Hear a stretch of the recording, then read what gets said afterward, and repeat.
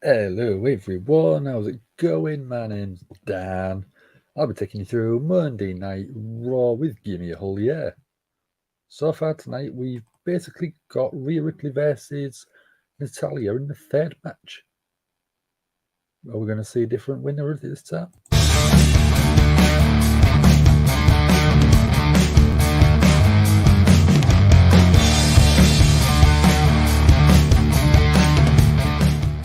It's Gangrel, the Vampire Warrior. Hello and welcome to Give Me a Hole Yeah podcast. I hope everyone in Yorkshire and beyond is having an awesome day. Keep fanging and banging.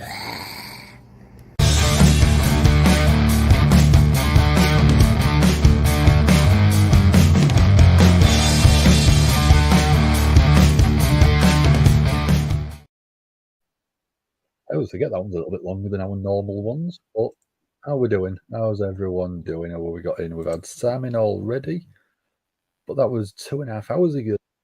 I don't go live that early. We've got Sandy in, moderator extraordinaire as always. Thanking everyone for joining us. We don't have the Patreon and Super Chat, so we can take donations if people would like to do that. We've got Michael in, how you doing? The Mox buddies are in, Michael and Sassy. We have got gameplay, Fight Forever and 2K23. So if you want to watch any of that stuff, get watching. Obviously, after you finish watching Monday Night Raw.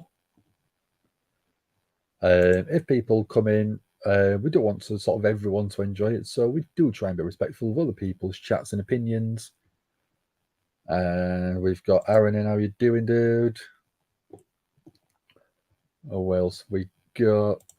Sassy saying hi, Aaron. Michael's good. You have snack, dude. I like it. I like it a lot. I've already got a few here. You might be able to see bits of one of them already. Sassy's tired but good. Me too. Me too. I normally do have a bit of a nap before the night raw, but I haven't really had proper sleep today. I've had I'd probably say a 15-minute cat nap. Not enough to normally do a Monday night raw, especially after being at work all day. But I'm here for you guys. Let's get raw going. Because we're less than a minute to go. Start of the show. No, that one BBC, I want BT. That one. There we go.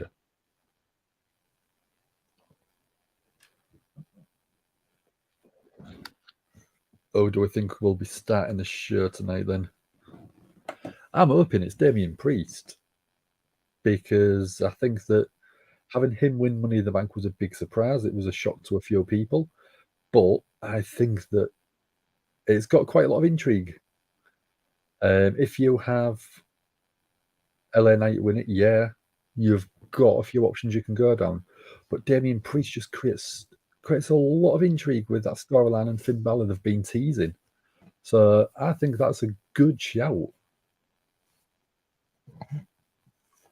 So we are going to Then Now Forever. I don't know if people saw the tweet I put out earlier on to say that I'd be doing it, but I'm having a different feel tonight. I've got a beer or two, or I might have to go get another beer. Oh, Sassy's got some fudge, ice cream, honey barbecue beef, and salmon jerky. Stop it, Sassy. You know you'll keep making me want to move in with you just for that food alone.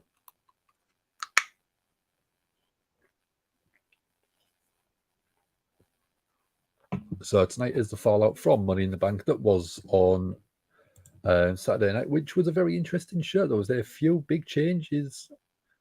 Well, I say changes, a few big surprises happening. We have John Cena show up, and I don't know if he was teasing Money in WrestleMania in the UK, which if he was, I cannot believe it. It'd be amazing. We had Shayna Baszler turning on Ronda Rousey, which I don't think anyone would have predicted. What else did we have? We had the return of Drew McIntyre. in the UK, obviously, it was a nice surprise. Gunther tapped out Matt Riddle, and then that's when Joe returned. So, could he be the one to take the IC title off of Gunther? We had new women's tag team champions crowned, obviously after Shayna turned on Ronda. Dun, dun, dun. How are we doing, ZJI? Did you have a good weekend? We had obviously Damian Priest win the men's Money in the Bank briefcase, and we had Io Sky win the women's. I think a lot of people was quite happy with the result on the women's. People were surprised with the result on the men's, but just seeing the recap of Io Sky winning was, I think, an incredibly inventive finish. It was so cool to see Becky and Bayley handcuffed together. Rumours are spreading that Ronda's leaving. Supposedly, she's doing the match with Shayna, possibly in a month's time at SummerSlam, and then she could be out of the company. So Jay's going to Indiana Jones tomorrow. That's cool. I haven't watched any of them for quite a while, so I might have to recap them before I watch it. As of right now, we're getting a recap of the Bloodline, Civil War, Roman, obviously trying double stacking the Usos to get the pin, but they end up kicking out, and then the Usos go on a little bit of a tear and a bit of a party, uh, and ended up getting Roman for the first time since for about 3 years, I think it was. I did see something online saying the first person to beat Roman Reigns and pin Roman Reigns was the Usos, which was Jey Uso when Roman came up to the main roster. So first person to beat him after the Usos beat the Shield. So starting off Monday Night Raw with Seth freaking Rollins, who retained his World Heavyweight Championship against Finn Balor in a good match. The match itself was good. I think it was a bit too short. Michael hopes that Damian Priest and Io's cash-ins are successful. Me too. I think Io's perfect plan ready for the title. Damian Priest, I think, is on the verge of being. I mean, I know the backstage are quite high on Damian Priest, but I think that this is going to be good for the fans for him.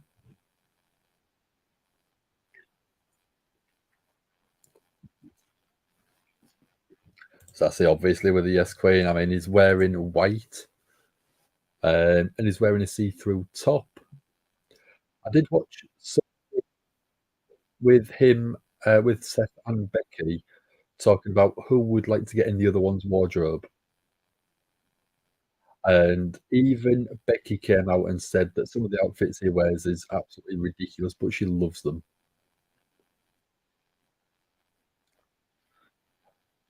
Apparently, Fastlane is coming back. I don't mind it as a pay-per-view. Even Great Balls of Fire. I don't care about the name of the pay-per-view. I want good matches.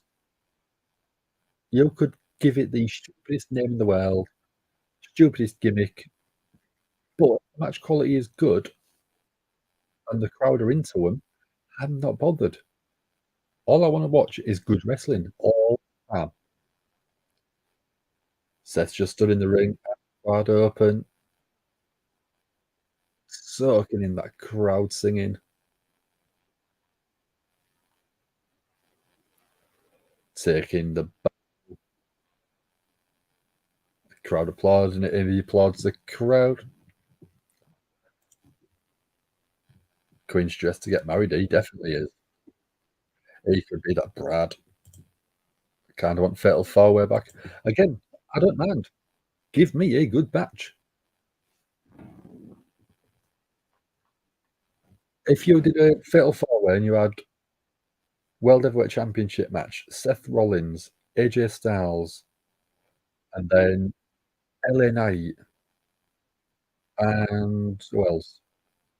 Balor. But it's stuff like that. It's a fatal four-way match. It's got a stipulation to match the pay-per-view, but it is still going to be a good match. We've got Misfit in. How we're doing Misfit. Reason Bayley turned on Ronda on Sunday. She's rumored to be going back to UFC. Wants to work with Baszler before she leaves. Yep. Rumor is the match is going to be at SummerSlam. SmackDown Here Comes the Pain. It's rumored to have a remake. Cool. I think that was one of my favourite wrestling games. That one and No Mercy. I enjoyed. Seth just talking about Roman Reigns being pinned. Crowd loved that.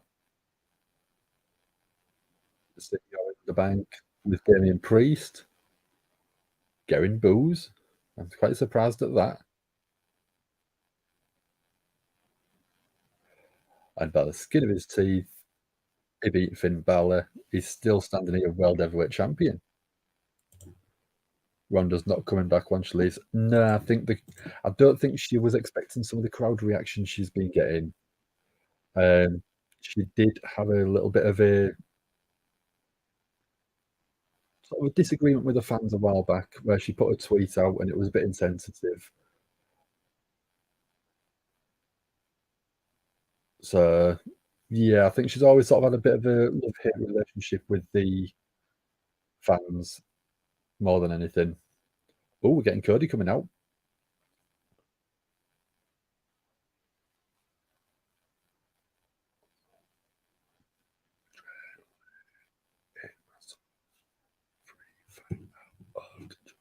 Again, I still love the music. I'm not bored of it yet. Hearing the UK crowd singing it and the loudest world chant I think we've ever seen. Whoa. Yeah, I think it is still an incredible entrance. It just shows how over he is and how big of a mistake it was by WWE not to give him the title at WrestleMania. I think said, yeah, Cody versus Rollins at SummerSlam. I'd enjoy that. I would enjoy that. They've had great matches previously.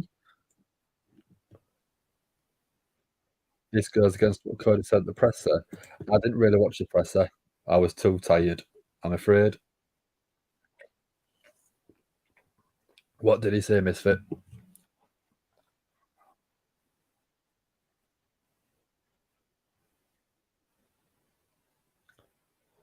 So while we're waiting for Cody to finish his entrance, I've got a couple of snacks. I've got some, they are called seafood sticks.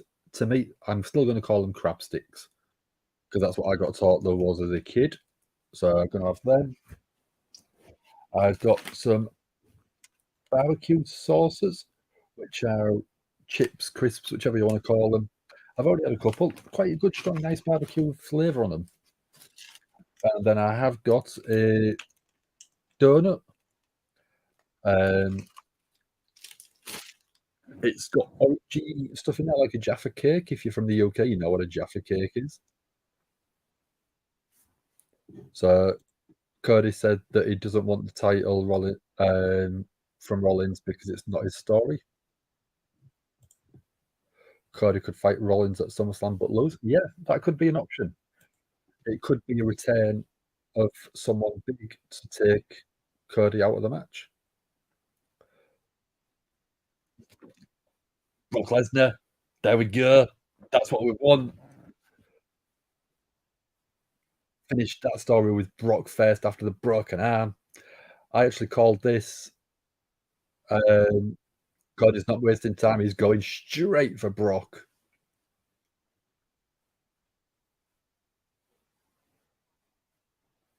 Brock, Cody, SummerSlam. I presume so. Brock with some big knees to Cody in the aisle,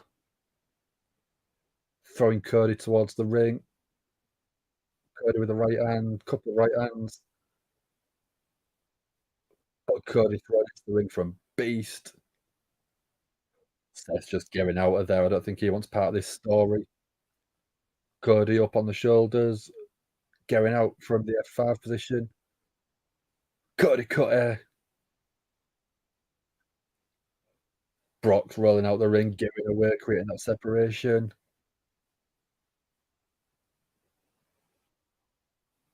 I was actually expecting this at SummerSlam itself. Not SummerSlam, at Money in the Bank itself. Great way to start Monday Night Raw. Big, shocking return. Cody's hitting his arm, showing that it's back to 100%.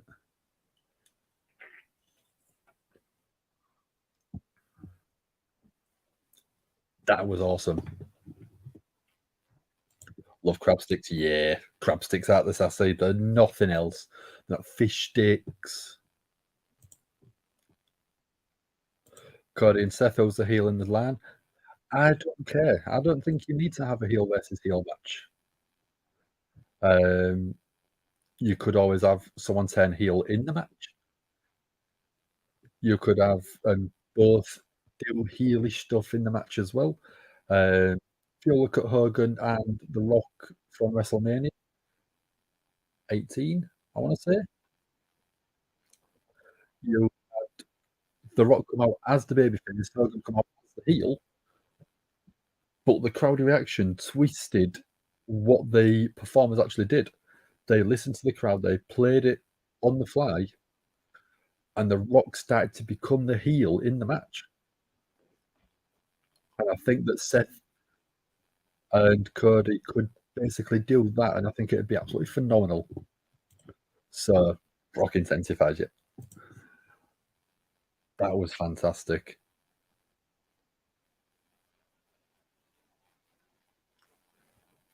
I mean, I will let you guys know. People that are in Misfit, Sassy, Michaels, EJI. I know you've been in sort of with me week by week for the past, I don't know how long, too long, because I love having you here. I had a bit of bad news at work today, and I seriously debated just putting a tweet out and just apologising that I couldn't do it tonight. But having you guys here, being able to sort of have a chat with you guys, it's not taking my mind off it because it'll still be back of the mind as it always will be. But it's to sort of putting me in a bit more of a positive mood. So I just want to personally thank each and every one of you that is in the chat with me, watching via YouTube, via Twitch, via Facebook. And I do appreciate just having you guys here. Few of you do know that during the sort of pandemic that we've had over the past few years, the podcast was a great support network for myself, and being able to have you guys here, even though it is literally just words on the screen, I know that it's more than that from you guys, and just having you guys here it just sort of warms my heart knowing that you guys are always going to be here, and I'll be here as often as I can be with you guys. We've got commercial break in a minute. So GI wants Brock and Drew Part 2. I'd quite like that. That was the first WrestleMania in lockdown, I think.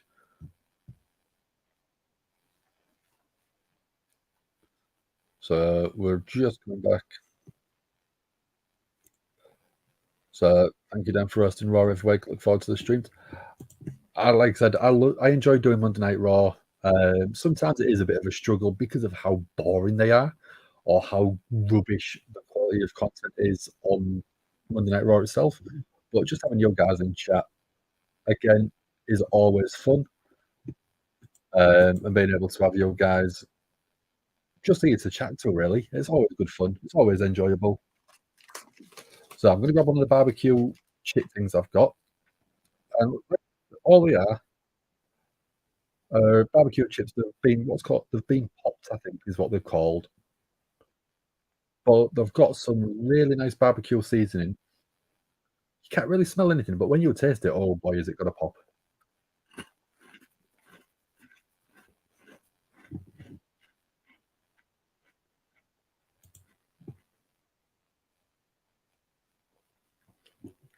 I can't really replicate that emoji without sort of doing. There we go. That's as close as I can get. My neck won't go too far.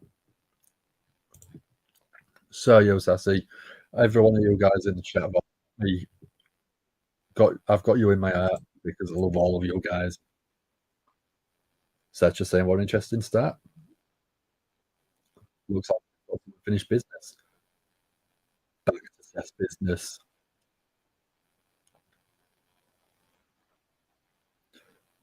Seth is looking forward to us going to be the next person in line, and we're going Judgment Day. Or are we going just Damian Priest? Or just Balor? Oh, no, we're going Damian Priest. We've got Dom Dom, and we've got Mammy Rhea.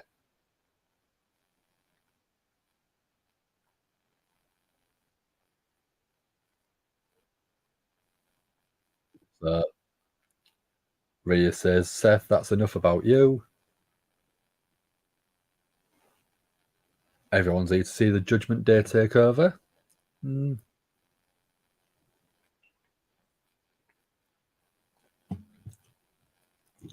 No, Finn, I know.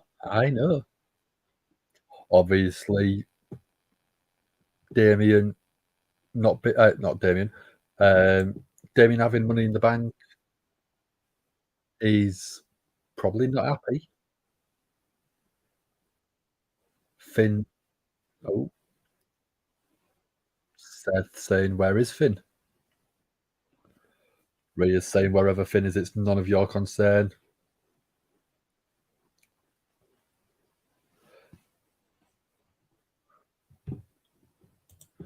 So Damian is saying, don't concern yourself with Judgment Day's business because that's their business.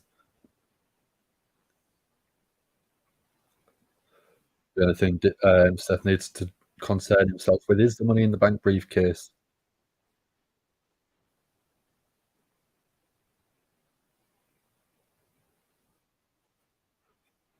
Damian saying if he decides to cash in, he could cash in at SummerSlam.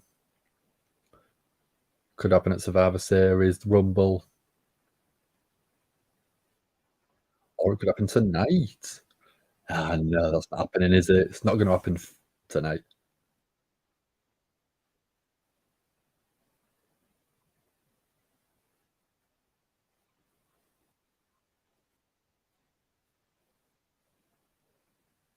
So once he beats Seth, he goes from being Senor Money in the Bank to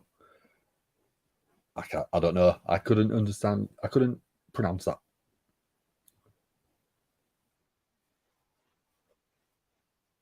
Seth saying he's got to have the champion be down and out, worn out, but he's fresh. But Seth is fresh as a daisy. Seth saying once he's done with the Night Raw, he's going to go party on the streets in Baltimore.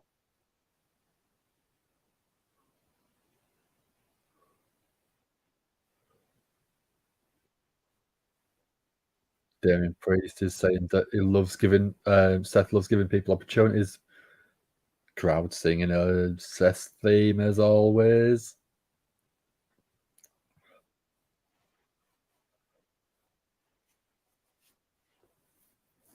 So Damian Priest is teasing Dom going up against Finn Balor against Seth tonight.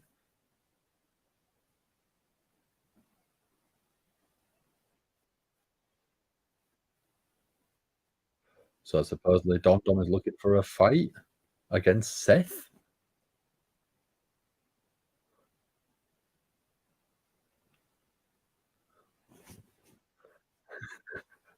Dom can't even speak. Seth is laughing at the reaction. Crowd booing.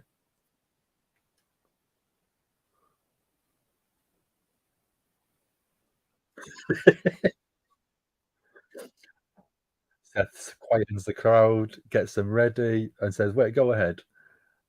Dom goes, Seth, and instantaneous boos. We're getting used to chants.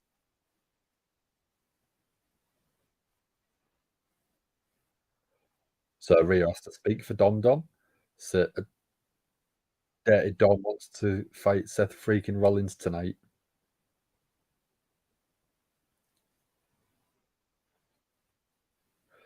Seth is saying that it sounds like a very, very important attempt at a trap.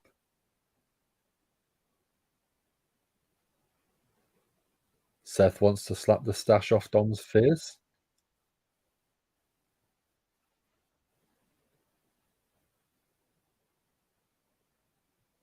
Seth said he's going to let the crowd decide.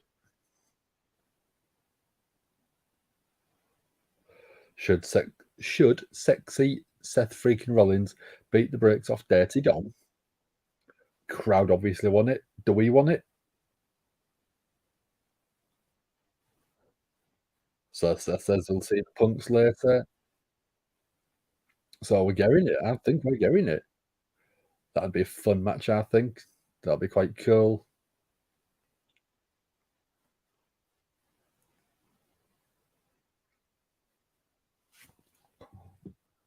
Green guy shirt has his wife and kids in the green shirt. I noticed. I already noticed that dude. Sassy laugh at the clown. Oh, we've got Nakamura. Oh, we're going to get Nakamura again. Because when I set up Monday Night Raw stream earlier on, we only had Natalya versus Rhea announced.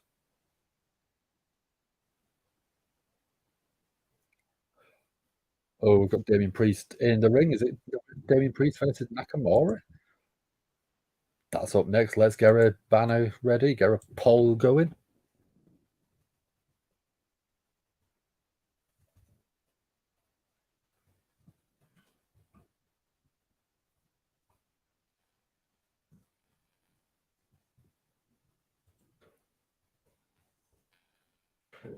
Nakamura. Copy. This poll ready for you guys.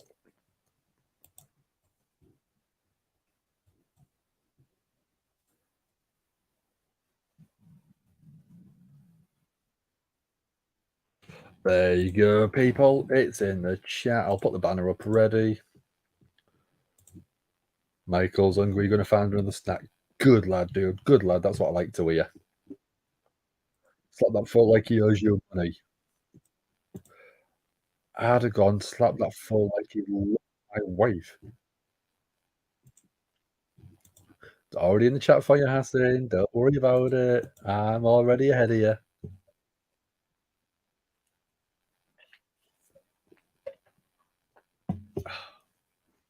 Love a good call. Sassy, hi Hassan, how you doing? So after Money in the Bank, did everyone have a good Sunday? People get up to anything exciting yesterday? Or chilled out day?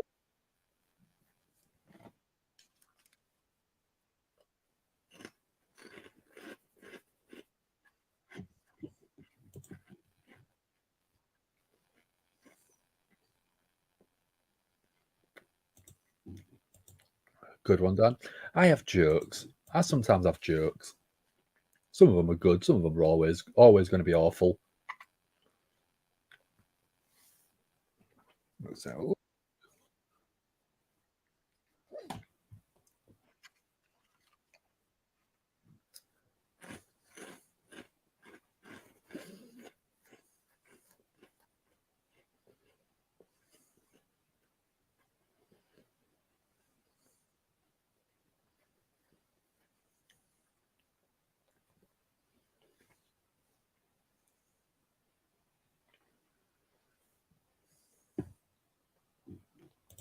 So, Sassy watched Wrestling Revolve pay-per-view with you guy.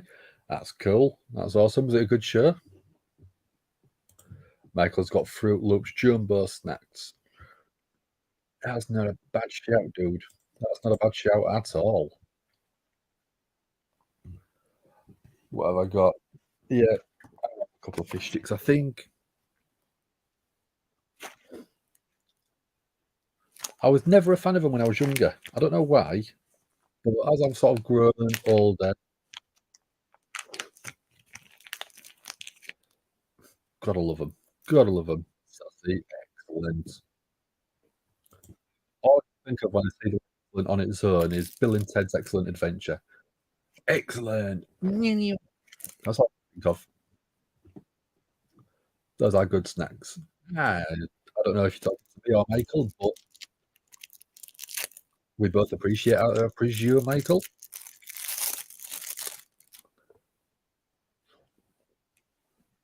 Hmm.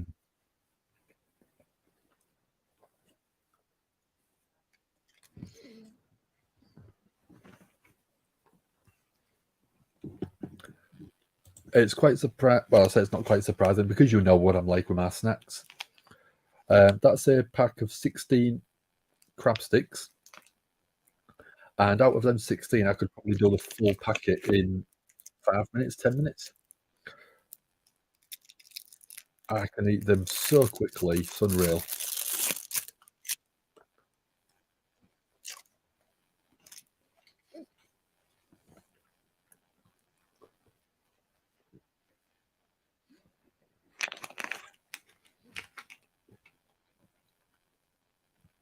So we've got Damian Priest in the ring at the minute. We've got Nakamura's music hitting.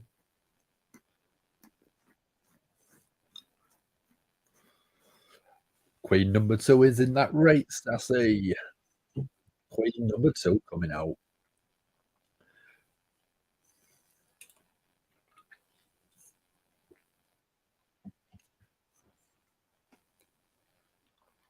I love the fact they've gone back to his NXT theme with nothing above it. Crowd can sing along, which they're doing. They are doing.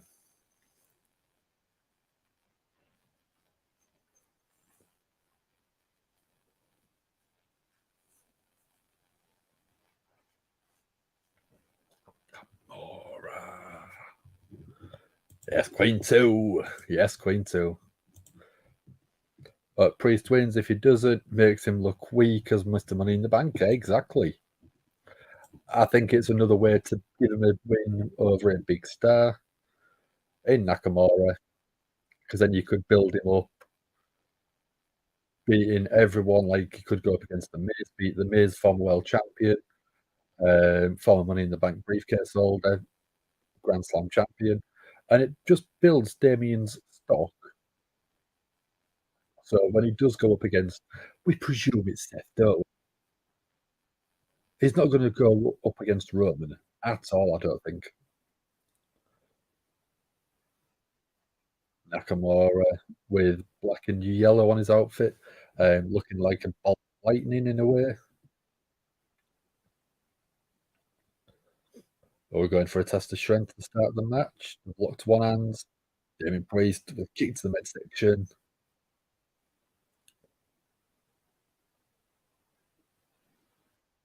Yeah, with a hand lock. Big shoulder tackle, keeping that grip on Nakamura's arm. And again, another shoulder tackle. Nakamura drops to his knees. Michael's cat's chilling with you. That's cool. I'd love a little pet settlement. I can sit and stroke it while watching wrestling. Although, if you couldn't see the pet, I'd look quite, or even if you could see, I'd look quite evil. Just sat there like that. Tomorrow with a one-handed cartwheel, still done. Gets the reverse on Damian Priest. Damian going straight for the air.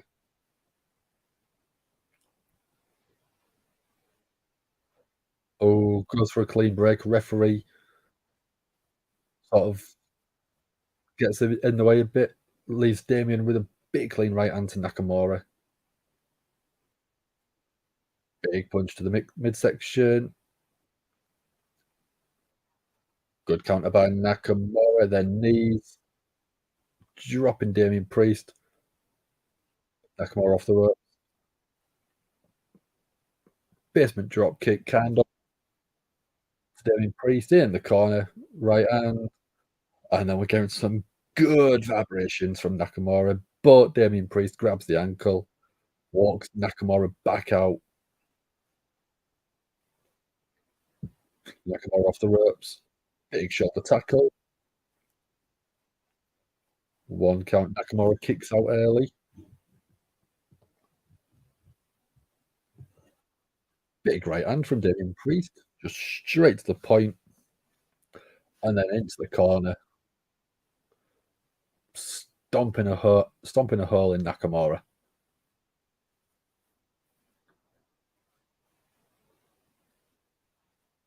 So I think Damian Priest is getting more boos because Dom's there. I don't know why. I think he's probably getting booed because LA Knight didn't win, but I think Dominic Mysterio is causing a lot of this. Vertical suplex from Damian Priest. Oh, Nakamura kicks out of it. Boot to the midsection. And Damian Priest went for a splash in the corner. Nakamura gets out of the way. Nakamura elevates Damian Priest on the top turnbuckle. Big knee to the midsection. We're going to Dom, you suck chant. Dom, you suck. Dom, you suck. Dom, you suck. So Damian just bounced headfirst off the barricade. Nakamura was looking for a suplex, but Priest picks him up, reverses it into a standing Falcon Arrow on the top of the barricade by the looks of it. Damian jumps, sit down on the apron. Dom and Mammy join him.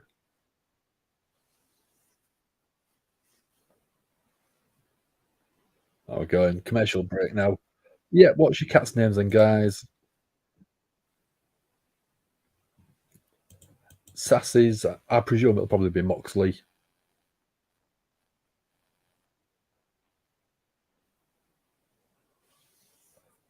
What's your cat's name, Michael?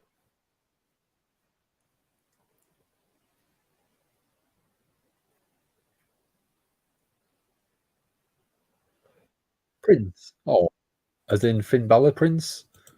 Or Singer Prince? Or Prince Harry?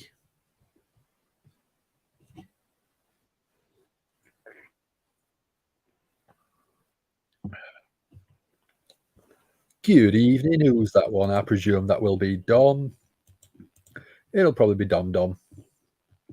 Not well, yeah, technically Dirty Dom, but not Dirty Dom of the Judgment Day. Dirty Dom of Give Me a Hole, yeah. What are you doing up at this time, dude? Some people seem surprised that you don't need to have a match to get cashed in on. You don't. Damian, Rob Van Dam cashed in. He announced it beforehand, so he didn't actually cash in a match. Braun Strowman did the same at LNSL.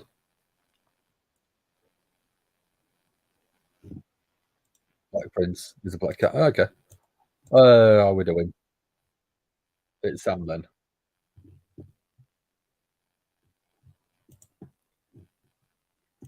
How was Steve O'Do? Do you have a good night? Was it a good show?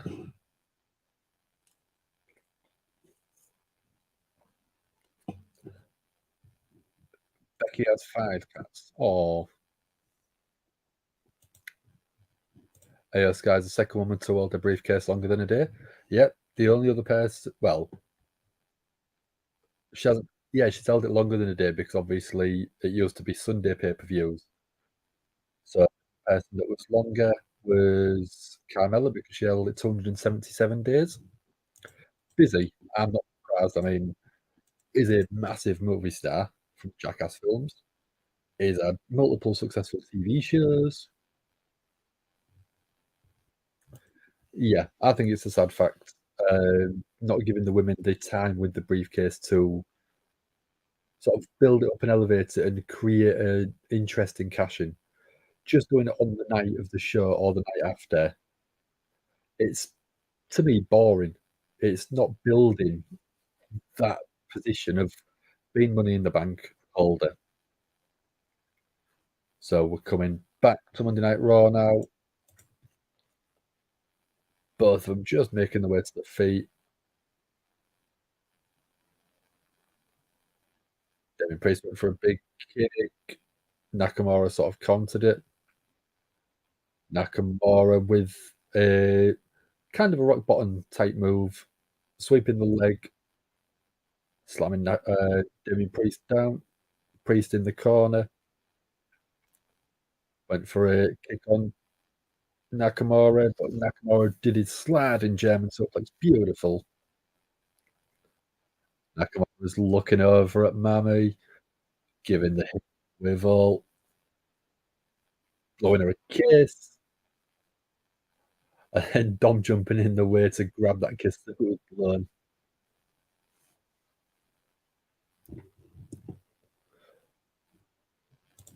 Thank you all for making Money in the Bank memorable time for us. It was memorable because it was at a reasonable time for us, I think. That was one of the very enjoyable things. But it was a good fun stream, actually being in a room together with great fun being able to chat and bounce off each other as always. Very interesting that Balor isn't out there, I know. Obviously, that is going to build into a story creating tension between Damian and Finn. We're going a Nakamura chant now. Quite surprised it isn't going Damian towards Dom again. Damian Priest looking quite annoyed. Damian Priest picks up Nakamura, goes for a roll through, gets a 2 count. Nakamura roll into a mount, going for the armbar. Priest stops him, stops Nakamura from hyperextending that elbow. Priest back to his knees, back to his feet. Nakamura with some up kicks from the bottom. Oh, Damian Priest with a spinning kick. Beautiful. Going for a pin 1, 2, and a kick out at 2. LA Knight said at house show it doesn't need the briefcase to be a top star or get a title. Exactly, you don't. I don't think. I think LA Knight's good enough where his charisma will get him the title rather than the briefcase.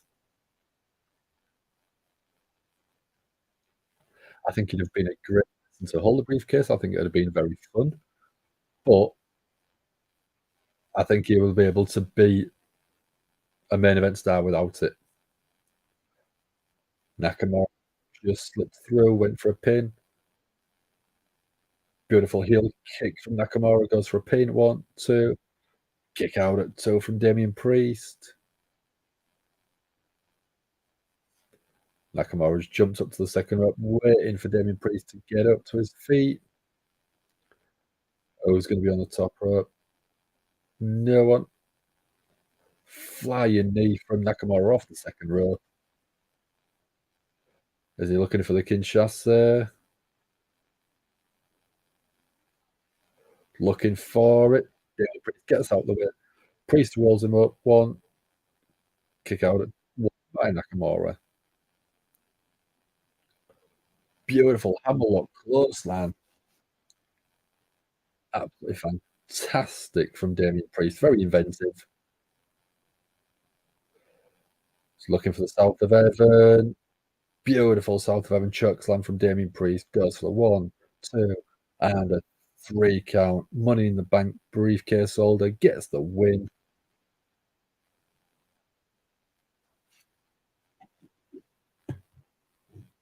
Just made more sense to be Priest. Yeah, like I said, we did have a chat about it on the show itself.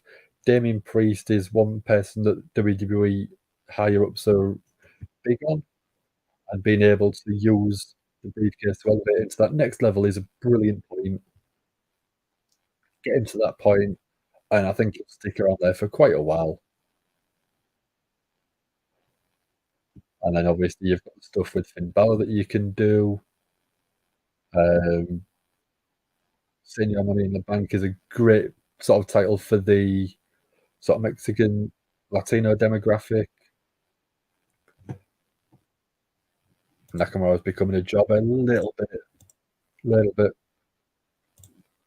Misfit shocked the briefcase holder, didn't lose a match after winning it, exactly. So 86% of people thought it'd be Damian Priest on that poll. Well done, 26% of you. Misfit saying he's not becoming a jobber. I don't think he's becoming a jobber. I think that he's at the point of he's just happy to help elevate performers, and sometimes taking a pinfall loss is seen as jobber status, but it's not. So we've got Dom versus Seth freaking Rollins later on, and then we've got Rhea Ripley versus Natalya for the Women's World Championship. Third time in probably 4 or 5 weeks. I don't really have any interest in that.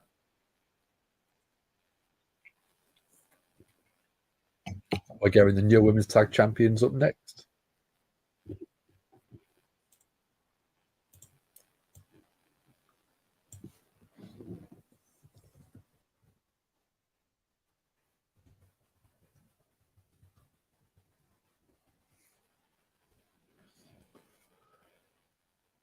So we're going NXT Underground.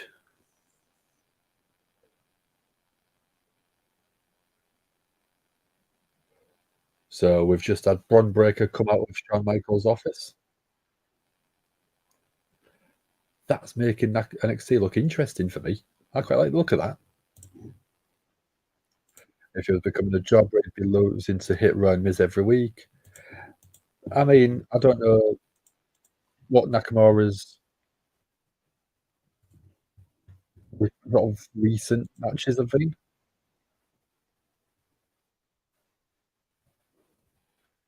Look.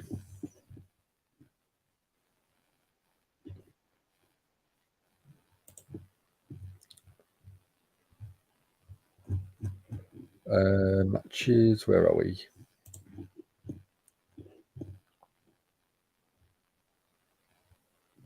So, I mean, he lost that live show 3 nights in a row to Bronson Reed. Ricochet's defeated him. Bronson Reed's defeated him. WWE Super Show, Gunther defeated Matt Riddle and Nakamura. When was the last time he won a match? Last time he won a match was the 16th of June in a dark match to Dominic Mysterio. He had a no contest with Ricochet on the 5th of June. So the last time he actually won a match was on the 29th of May against Bronson Reed in a Money in the Bank qualifier. So it's been a while. Nakamura's having competitive matches each week since coming back. Jobbers don't have those. Yeah, like I said, it's a bit of a mix and match. He hasn't won in 5-6 weeks. He's had plenty of matches. Let's have a look. 1, 2, 3, 4, 5, 6, 7. He's had 13 matches in the past month, and he's only won one of them. Also, Bronson would have beaten Nakamura for the Money in the Bank spot if Nakamura was a jobber. Yeah, maybe. Like I said, it's I think they put Nakamura in the match because obviously he's good at the multi-man matches, I think so anyway.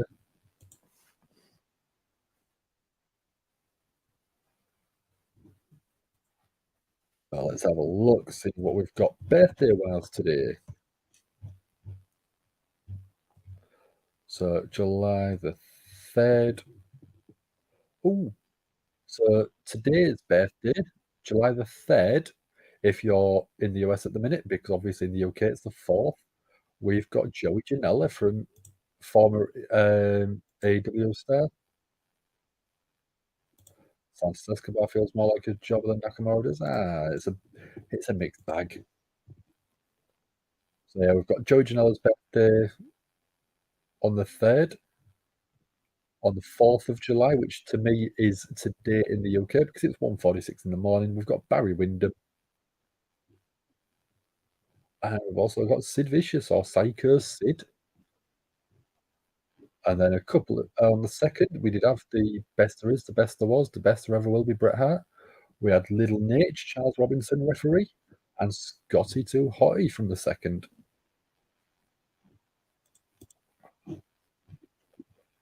We got nipples.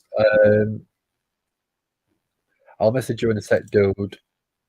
I haven't done them tonight, but you'll understand why in a minute. Where is ya?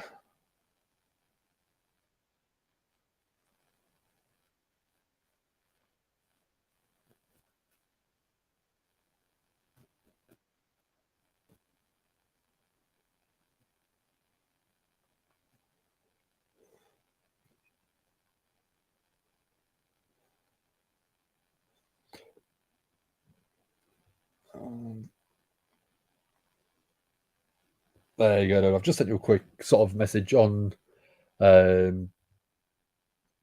on Facebook Messenger.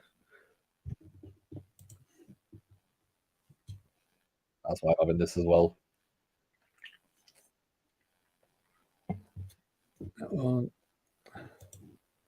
Ciampa's promo felt like NXT Ciampa.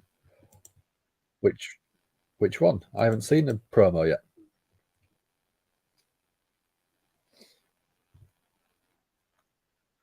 So we're going a recap of the women's tag match for the women's tag champions with Shayna Baszler turning on Ronda.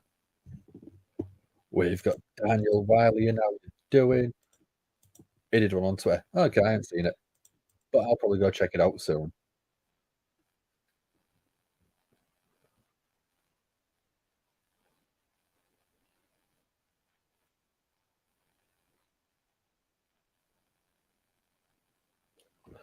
So yeah, the crowd had a big reaction to the turn from Shayna. Did she end up turning face, or was Ronda face? Because I know that neither of them was getting many sort of cheers. So we're going Ronda. What have you missed? We've had Nakamura versus Damian Priest in a match that was okay. It was reasonable. We've also had Brock Lesnar show up. Brock Lesnar turned up and sort of attacked Cody Rhodes, but Cody got the upper hand and Brock Lesnar went for a bit of a run. There we go. Same thing. I was just asking. I don't know. I'd like to think Shayna is the heel. There we go. Ronda was about to go on the microphone and Shayna's music hits, and she's got the Queen of Spades logo back up on the Titantron.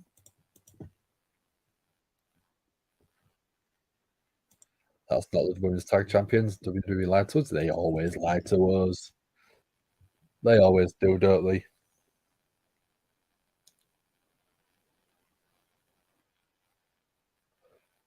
So Ronda's asking why. Why does it suddenly mean nothing, Shayna?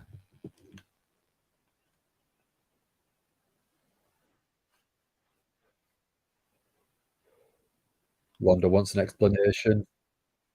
Shayna's like, I don't owe you. Shayna is the face, yeah. Shayna's saying that Ronda's only stood in the WWE because of her, which is the truth. Shayna got Ronda into wrestling. Shayna wants an apology for bringing her into the business.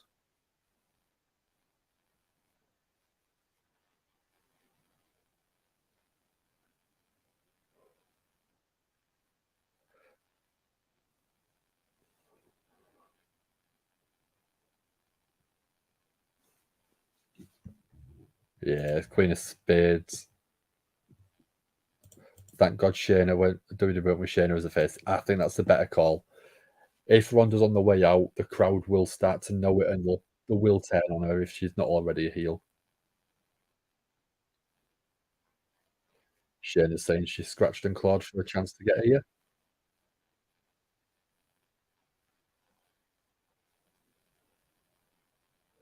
Whereas Ronda waltzed in to a main event spot at WrestleMania. Shayna saying she loved it and Ronda ruined it for her.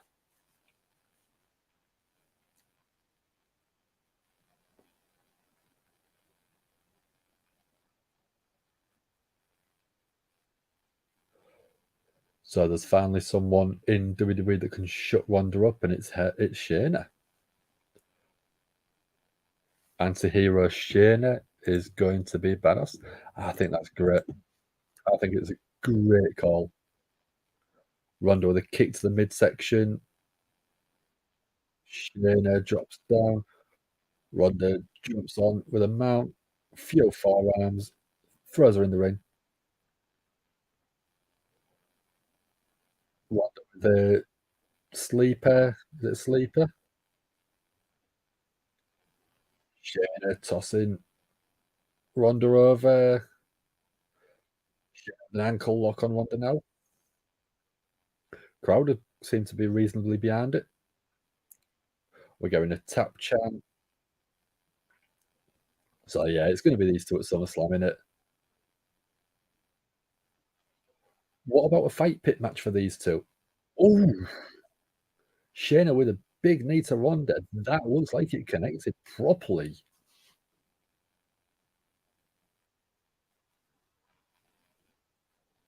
That looked a brutal knee.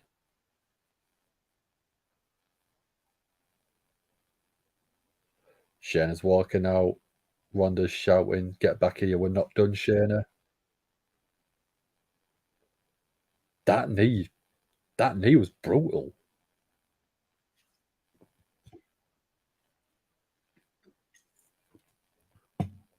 I liked that knee. Ronda's still shouting, "This isn't done." We've got Maxine Dupree backstage with a headlock on Otis. So Gable is asking if Maxine Dupree's ready for her first match. Wow, what you wowing at, Sassy? What's the wow for?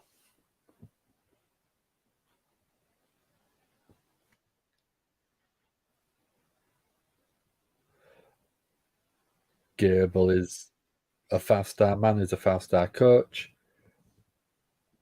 He's passed on his ability to Otis and Maxine Dupree. That London crowd must have followed Shayna to Raw after beating Ronda. Badass Shayna is back. That's what we wanted for a while.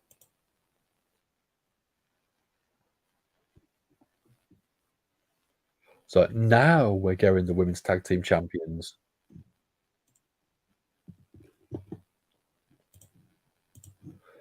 So do we reckon we're going to get a match set up? So I've got Raquel Rodriguez coming out first. And we're going to get Liv come out. There we go.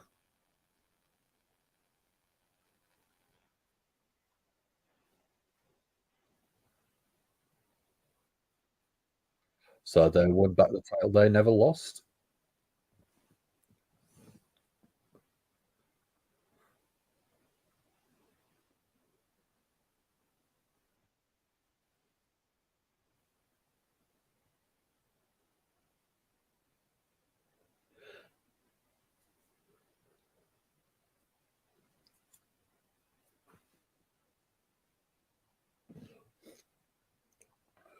So both Liv and Raquel, looking like they're sitting down for commentary tonight. Because we've got Sonya Deville coming out.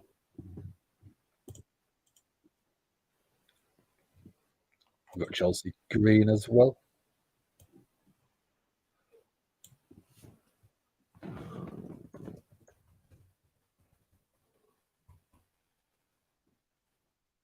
So we're going a women's tag team turmoil match.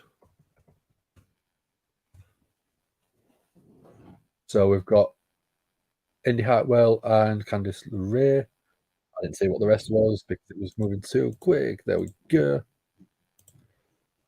What's funny, Misfit?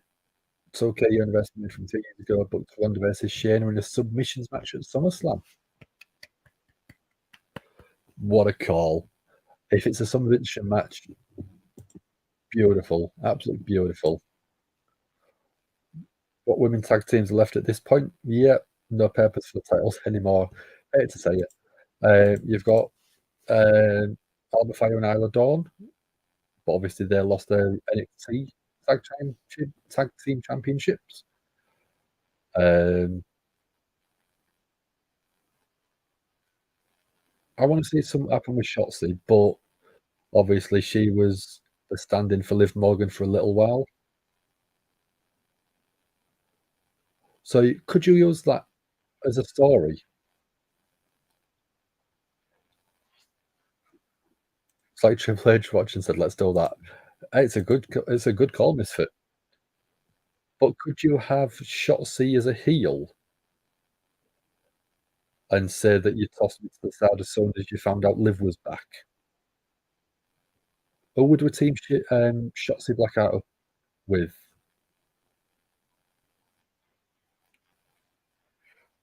No idea. Was that Tiffany with Tegan? I don't know. I didn't see.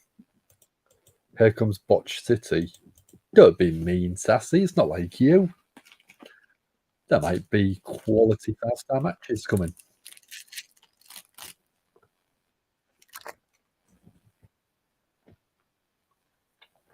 Tegan Knox is back. I like Tegan Knox. I think Tegan would be quite a good pairing for someone like Shotzi. That Dana Brooke. Oh, okay. Tegan and Dana Brooke. It's a tag team, and it works.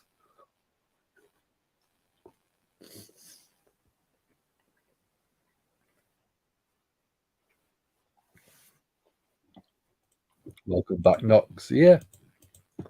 Tegan Knox is a great performer. If you look at the Women's War Games match from a few years ago in NXT, absolutely fantastic match. Tegan Knox, Candice LeRae, Io Sky was in the match. Rhea Ripley, I think, as well. It was fantastic. Candice and Indy, yeah, I think that's more of the way from NXT and team, which makes sense because I've teamed before in a stable.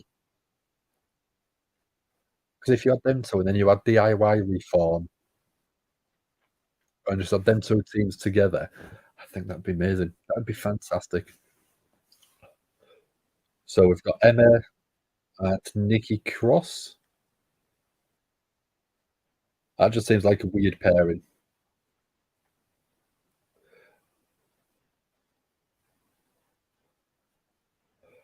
Let's go Candice and Indy. Yeah, Indy Hartwell's been cleared by the looks of it. Nikki Cross is back and Emma. Yeah, and Emma.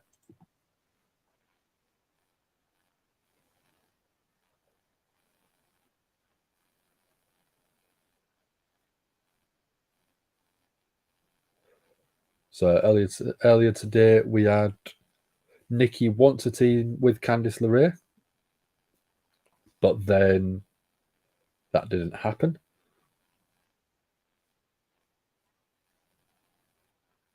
So we're getting Kaden Carter and Katana Chance. Oh, they've got some smoke guns. So I presume it's them two winning because they're getting a full entrance.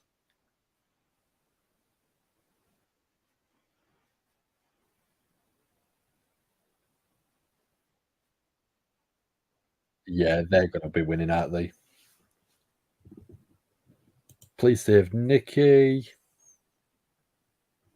Thunderstorms are coming. May lose you guys. Not a problem, Sassy. If you go because of thunderstorms, not a problem. Like I said, no point in these titles.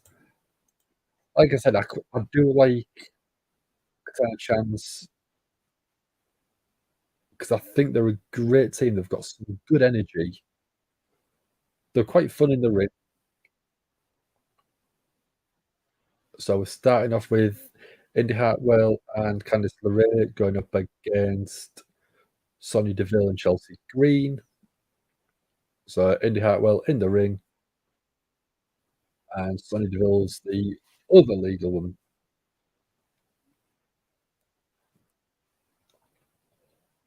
And yeah, over the snake eyes style maneuver in the corner.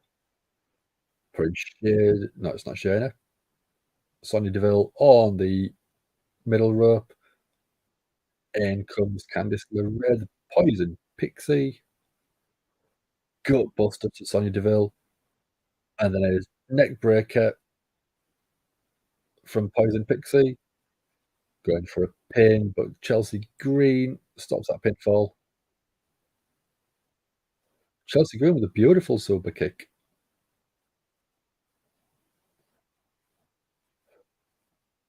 Chelsea Green thrown to the outside by Candice LeRae. Oh, step up senton to Sonya Deville. Very inventive. Oh, Candice LeRae went for a springboard moonsault. Sonya Deville got out the way for that.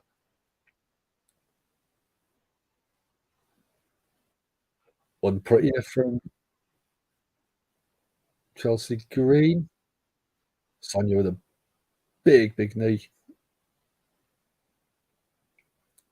Chelsea Green, Legal Woman, gets the pinfall. So Candice LeRae and India Atwell have gone. Who's next? We've got Nikki Cross and Emma. Nikki Cross straight in. Just basically tackles everyone.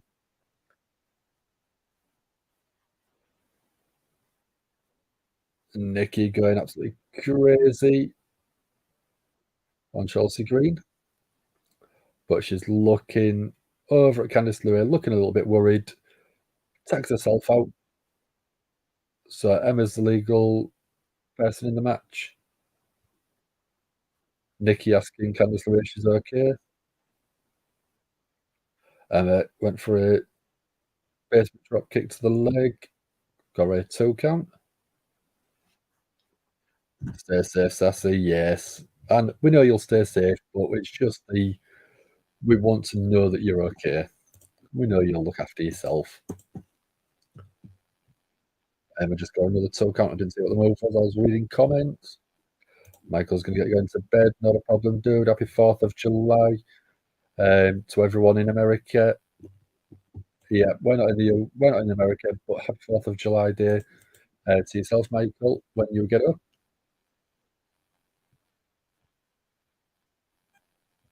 And with a beautiful crossbody in the corner. Goes for a pin. 1, 2. Sonya Deville interrupts that count.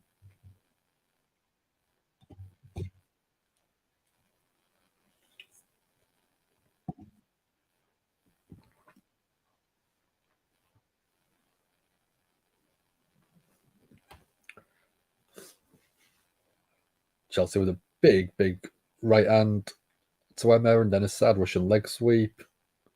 Emma's looking for a partner, but Nikki is still sat on the entranceway. Having a bit of a breakdown. Unprettier from Chelsea Green. And a beautiful knee combination. 1, 2, 3. Pinfall on Emma. Who's next?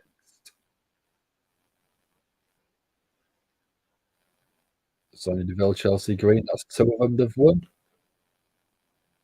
Oh, in comes Tegan Knox.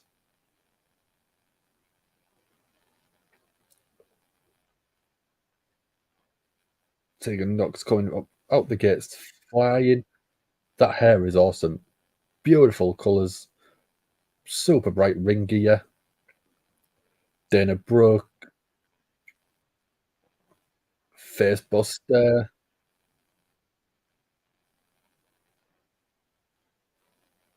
Chelsea Green wants a timeout. Dana Brooke and Tegan Knox with sliding drop kicks.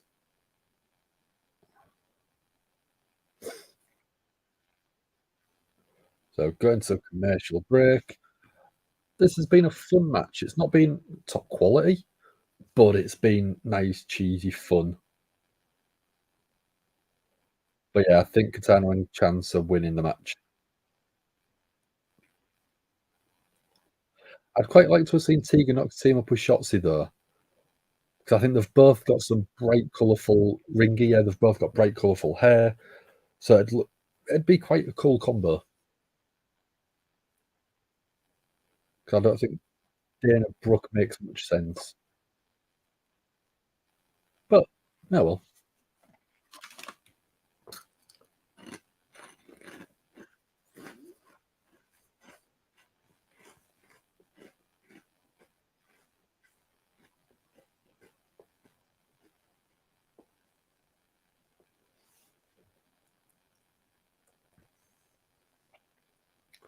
So what have people got planned for the 4th of July? Anything exciting? Any firework parties or anything like that?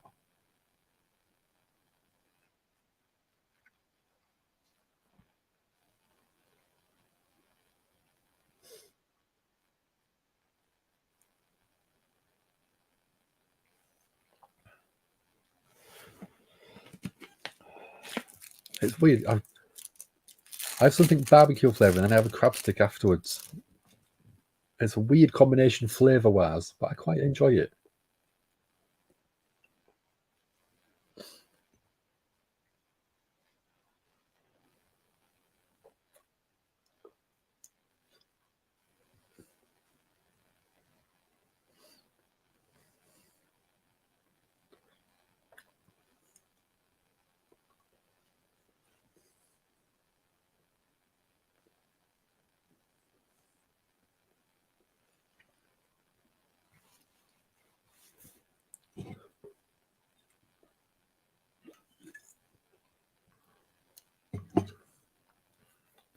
Yeah, I'm feeling not having a nap now. I'm only just over an hour in and I'm already I feel like I'm flagging.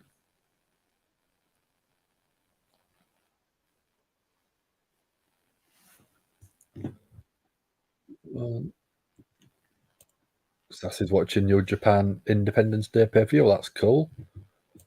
I reckon that'll be a good show.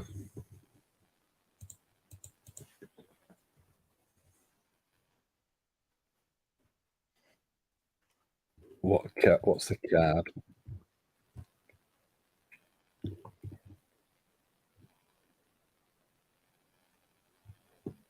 So a few matches on there that look quite cool. Night 2, we got. You're only watching it for Moxley and El Desperado, aren't you, though, Sassy?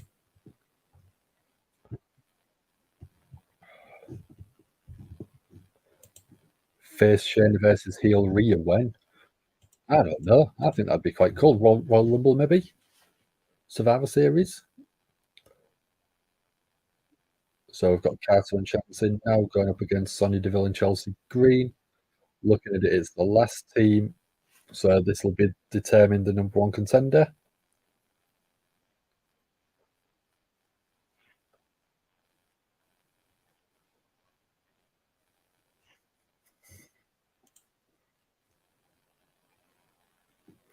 I won't shush Sassy.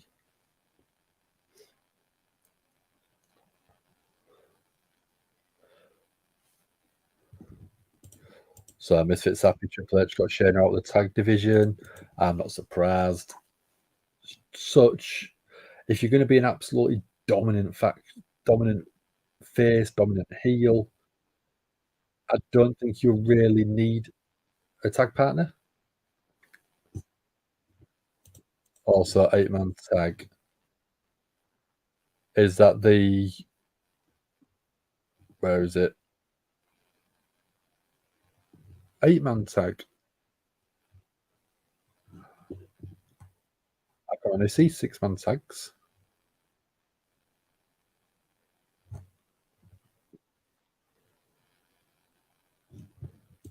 Let me know which one. I would have thought Shayna looks better separate from someone who has the charisma of a plank of wood. I know. I've never been the biggest Ronda Rousey fan. I know in the UFC she was good, but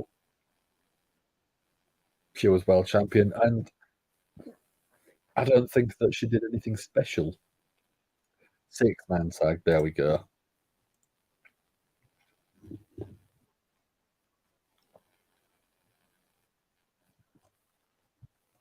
That one. Is it the Tomohiro Ishii, Tanahashi, DKC versus Team Filthy? Because that looks like a great match. Let Shayna be Shayna just like they did tonight, and it's not that hard. It's not. You put her like you did in the Elimination Chamber and absolutely destroys people. What? That was ridiculous. That was a elevated Hurricane Rana from the top rope. That was beautiful. Katana and Chance had Chelsea Green on the shoulder, and then a tag, and then Chance with a Hurricane Rana. Beautiful. Went for a pinfall, only got a toe count. Sonya Deville interrupted. Are we getting the after party? Sonya Deville pushes Chance off the. No, Carter. Chelsea Green was looking for the unprettier again. Rolled through. Sonya Deville with a big right hand. Unpretty. Chelsea Green 1, 2, and a 3 count. So the Karens win.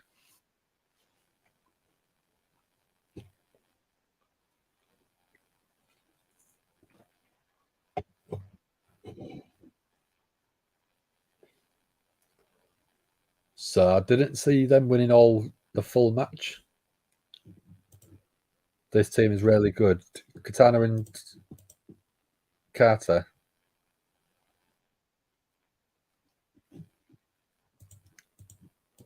Or is it the Chelsea Green, Sonya Deville team?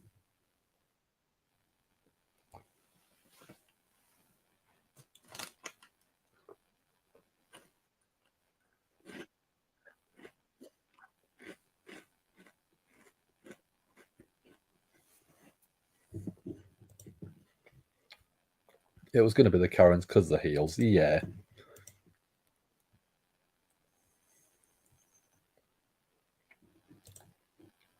Yeah, Carter and Chance, yeah.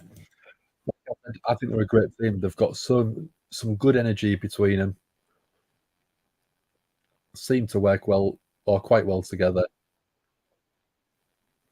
And it's always fun watching them.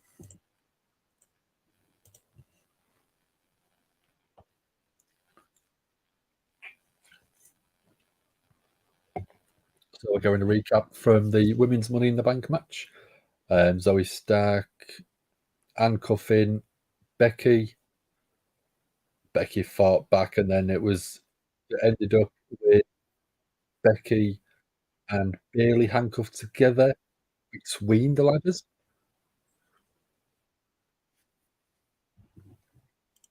Gargano's at home, so I don't expect him tonight. Yeah, not a problem. Another repeat match. So we've got Becky.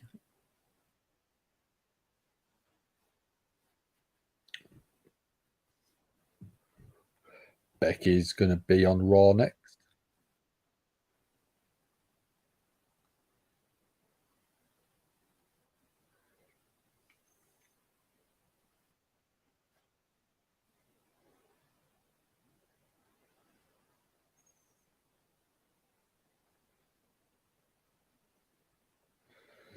So we're getting a preview of SummerSlam.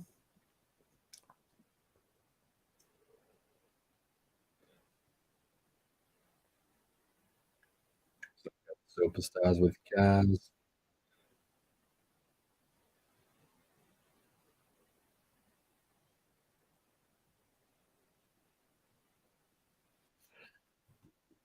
But we're on commercial break.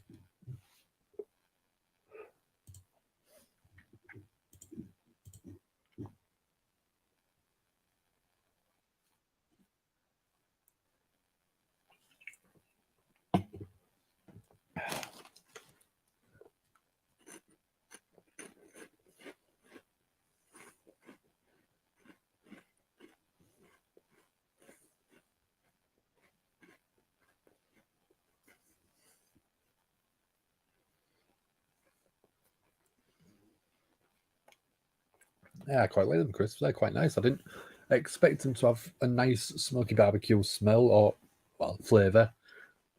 But the flavour's nice. There isn't a strong smell there.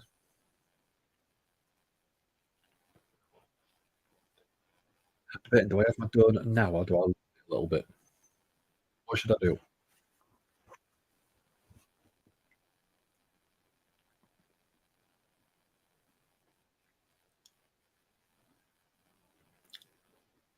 Let's do a poll.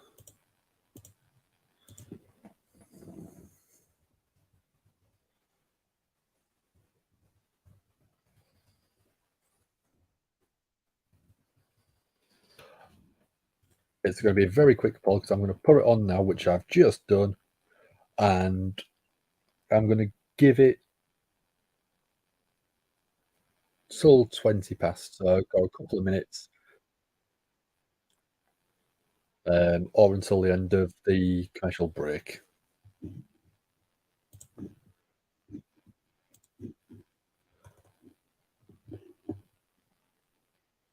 So I should try and get one of these donuts for Dom because they're a Jaffa Cake inspired donut. Need sugar to stay awake. That's what the crisps are for. But I've also got the beer.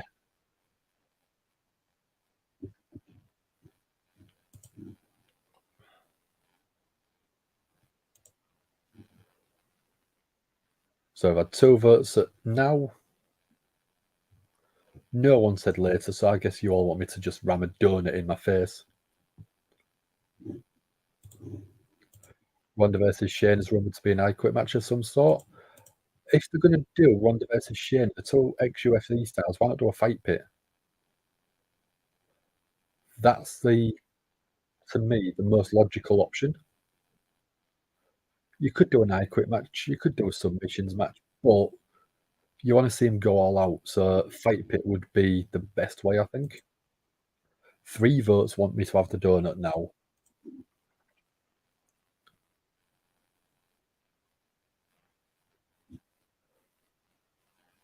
So I've got 9 people in. Thank you very much for joining. If you're watching via the YouTube, I have put a poll in there for you whether I should have a donut now or later on. Get your votes in. Going to join in with for a drink. Not a problem, Sassy. See you shortly. Fight bit didn't go with fans on the main roster. I don't know. I quite liked the Matt Riddle and Seth Rollins one. I thought it was quite fun. Going sugar kicks never stopping. 15-hour day working on content. Nearly done though. At least you can get yourself off to bed shortly. Then after I'll go another just under 2 hours.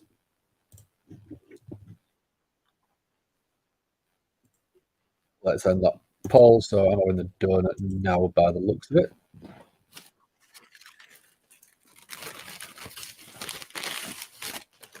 So in the UK, we have, I call them biscuits. They're called Jaffa Cakes, where it is basically a layer of sponge, then a layer of orange, jam, jelly, whichever you want to call it, and then covered in chocolate. So on this one, we've got the sponge bit, we've got the layer of chocolate, and then in the middle should be a layer of orange. So we're getting the man Becky Lynch come out now. Bless me, I didn't sneeze, but thank you. We all appreciate you as well, my love. Becky's coming out with not a crazy outfit, which doesn't make sense when Seth comes out looking ridiculous.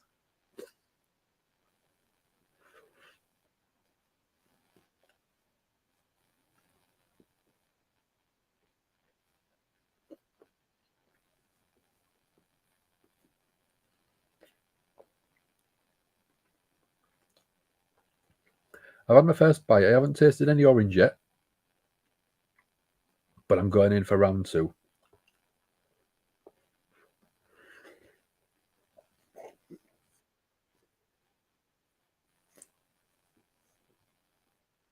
Oh, there we go. There we go. There's the orange.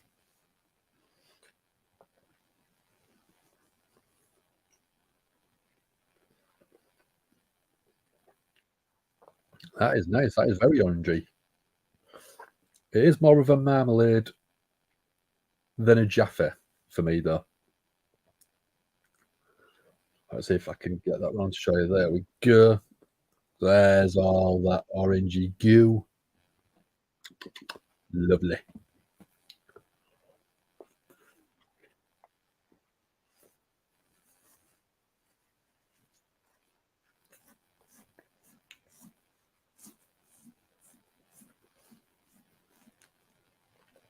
Becky's come back round to Baltimore. Didn't win Money in the Bank. It's okay. She can move on. She can't move on. She can't move on from Trish Stratus.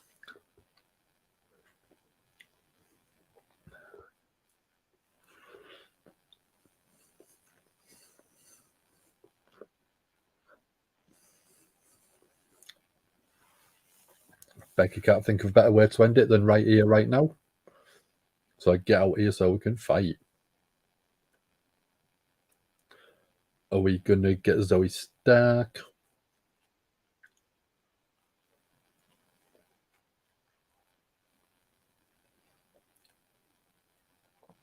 So I've got Trish being flanked by Zoe Stark, as always.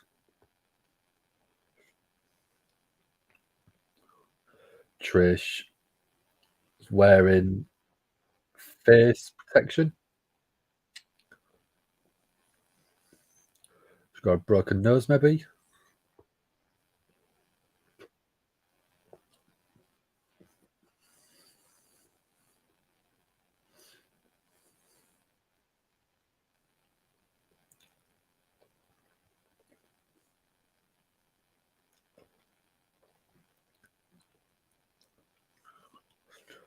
Trish is saying that she thinks it's funny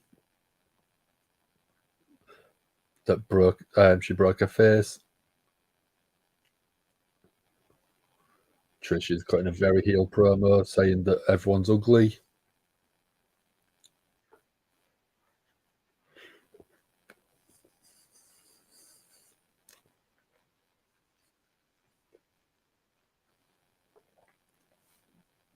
Trish is not medically cleared because she's got a broken face.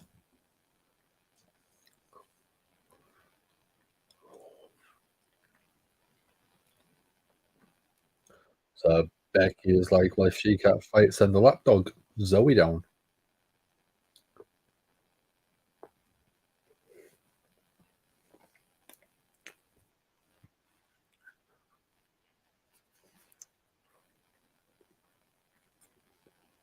Becky says that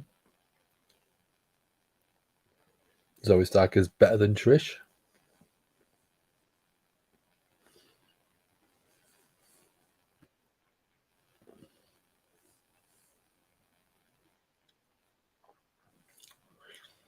So one day Zoe could be better than Trish.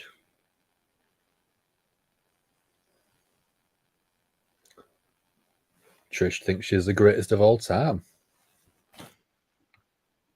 Blueberry vodka for Sassy, very nice. Cherry rum, not a big fan of cherries. Not a big fan of cherry flavoured stuff.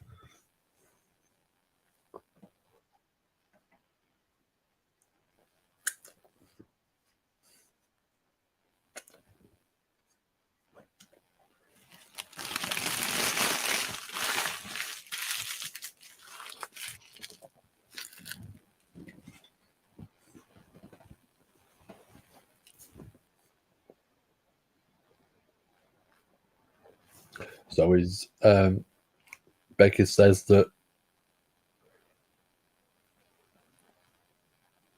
Becky's saying that Trish isn't the greatest of all time. Trish needed the Z360 from Zoe Stark to actually end up with the win.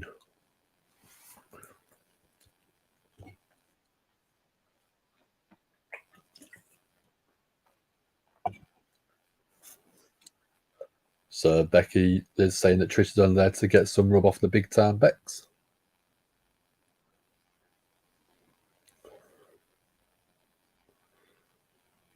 What's going to happen with Zoe?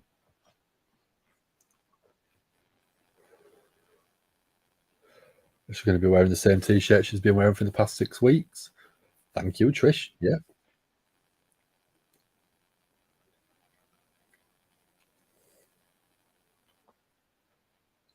Is Zoe going to be at the yoga studio, basically being an admin?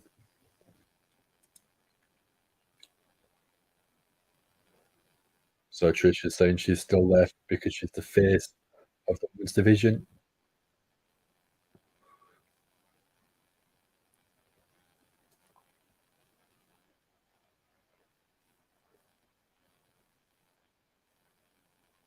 Trish is saying that Becky's now jealous.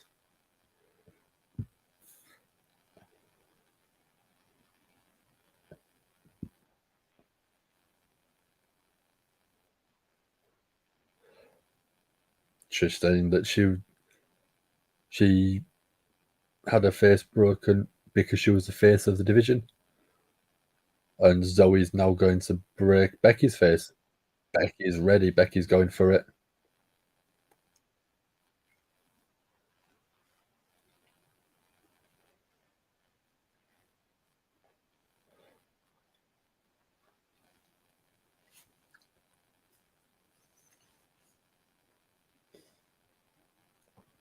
Trish has a face appointment by the sounds of it.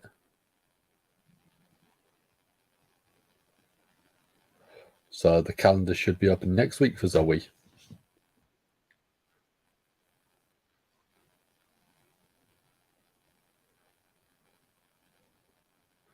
So obviously we're not going these two.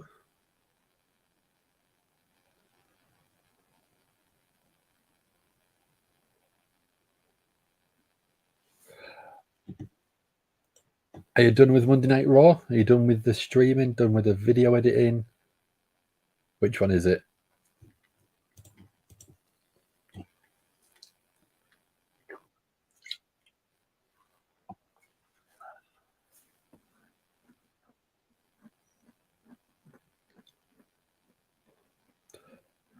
Just Dynamite to do, and then you'll be all on holiday. Lucky you, dude. Lucky you. So we're going to recap of the start of Monday Night Raw. We had Seth in the ring. We had Cody come out, and then Cody was about to go, so what do you want to talk about? And then we got Brock's music. Upload all the Fight Forever gameplay for members. That's cool. So if you don't want to watch the Fight Forever gameplay early, you can become a YouTube member. If you do subscribe to the YouTube channel, you can pay a little fee each month, and that will give you access early to the Fight Forever content that Ant is doing for us.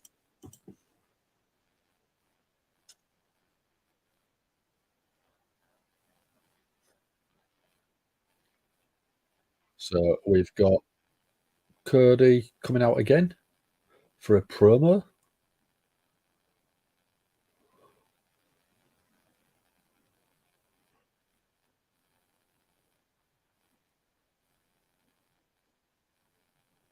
And he's going pyro again.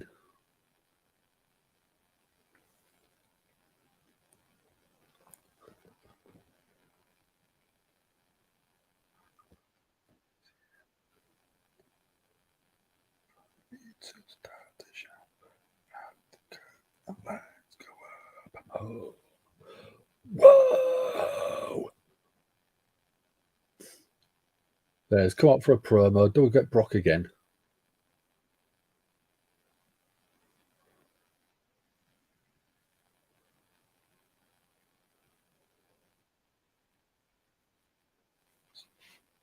So is Cody going to comment on going into it with Brock?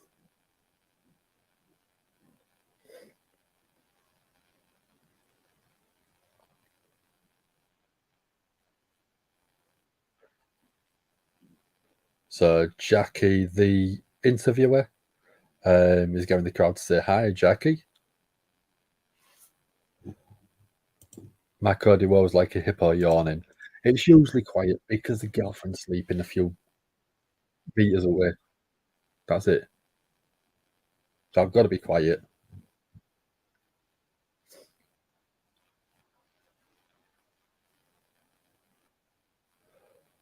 Cody's saying that Brock broke his arm.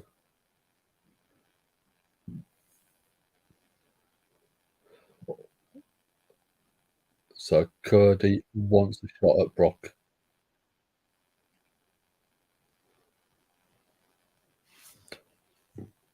Cody said he'll fight Brock Lesnar any night. He'll fight him every night. We've got Luke. How are you doing, Luke? So I said, hi, Luke. I should never fancied joining. Not at this time in the morning because she works Monday to Friday. So it makes it a little bit awkward if I'm doing this on a Monday night. She has to be up for work at like 5, 6 in the morning, so she needs a sleep. Yeah. So up next, we're getting the Viking Raiders versus the Alpha Academy.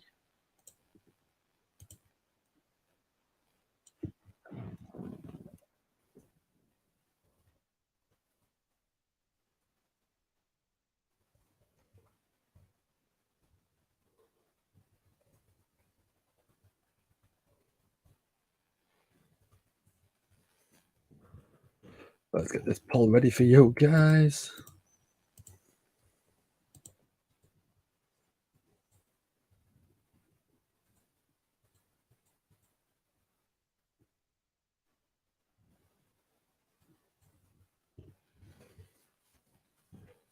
I've got it ready for you guys. As soon as the match is starting, I'll put it in for you.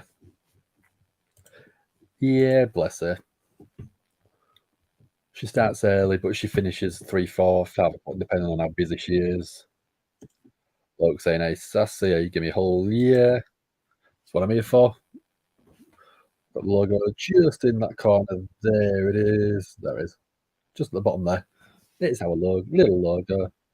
I'm covering Monday Night Raw. It's all ready for you, dude. As soon as I start the match, I'll put it in for you.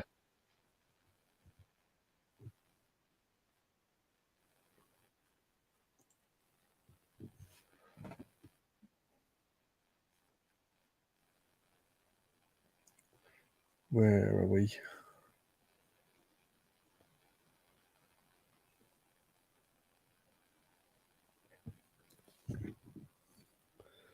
Which one's that one? Sassy. Oh, yeah.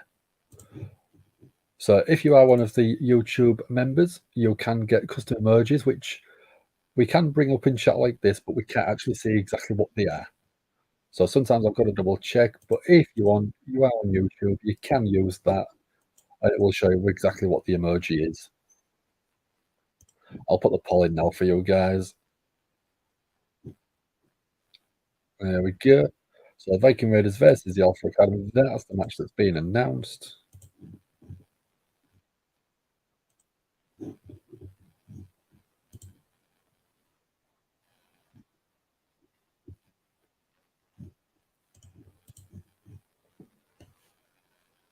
So we're over halfway through Monday Night Raw, just about. Too much left. I might go grab another one.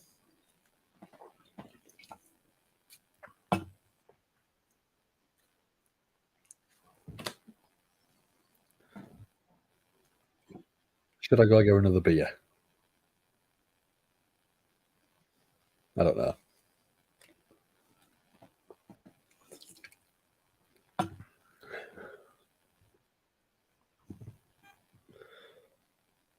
So we're on commercial break at the minute still. So I can always go and grab one. Sass is having a double. We've got a sexy Danny emoji. Is that meant to be an emoji? I can't see. Having a double? Yes. Okay. Yes, boss. Manager. Give me a second. I'll be right back. I'll put toilet break, even though it's not a toilet break.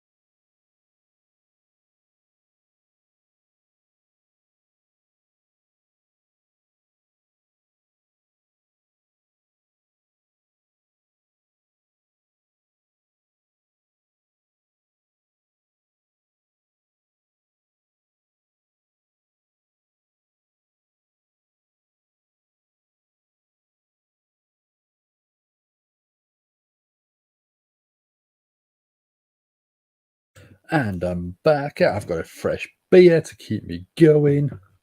We've got Alpha Academy coming out first.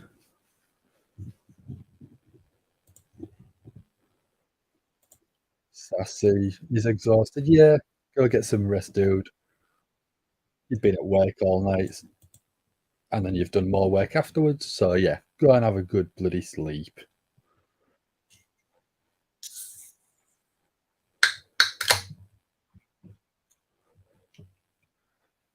Steve-O's a fun show. I reckon he's great in the pub. Go for a beer with him or two. Oh no, don't drink, I don't think anymore, but go for an apple juice with him. I reckon he's got some stories to tell.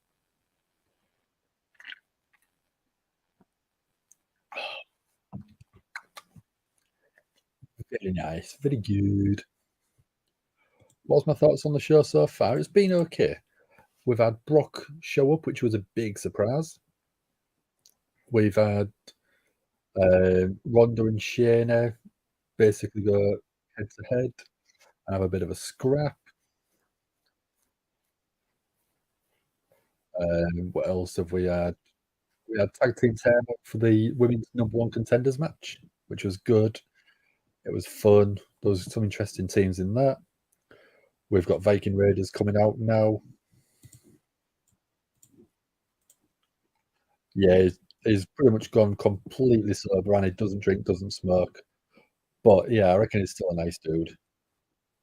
I watched a few podcasts that he's been on, and it just seems so grounded and down to earth now. So we've got Valhalla and Viking Raiders going up against Maxine Dupree and the Alpha Academy.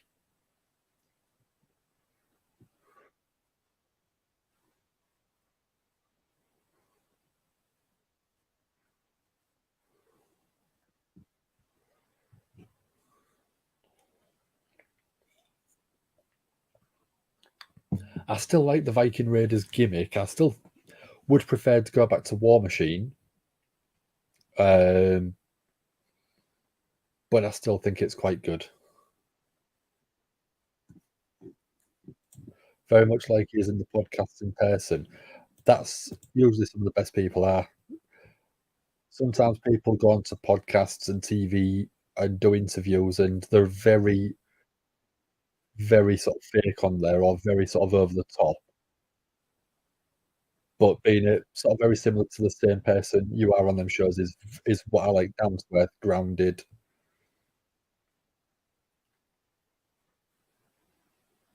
So we're starting off with Eric and Chad Gable. Beautiful forehand from Eric. Chin lock now. Trying to wear down Chad Gable, master trainer. Eric with some big right hand. No, not Eric. Chad Gable with some big right hands. Creates a bit of separation. Tag to Otis. In comes Otis. Spinning back elbow from Otis. Oh,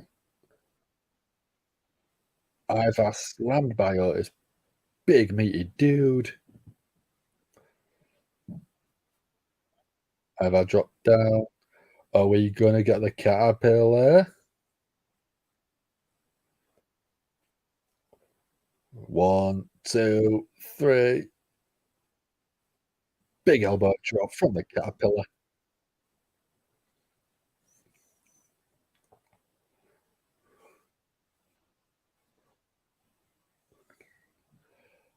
I've never liked this gimmick, I'll be honest. I thought it was very, very low market, very bottom of the barrel. Boy, it has really grown on me. It makes me smile, it makes me chuckle. It's entertaining. I look forward to it when I'm covering Monday Night Raw. So they've taken something I didn't like and turned it into a gimmick I enjoy, which is what I'm here for. I'm here to have my mind taken to a different place. There's only one over the top face person on the podcast, and it's a good looking fella you can find covering Dynamite. Is it the one that covers Dynamite when you're not there then? one that normally covers Monday Night Raw.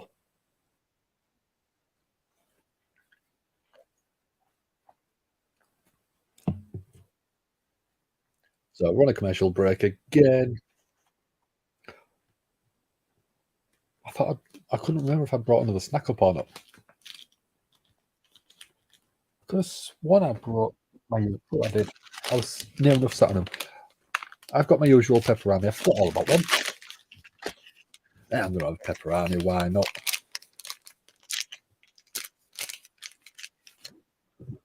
I'm not fake. I'm laid down. It's a fake persona. It's my gimmick.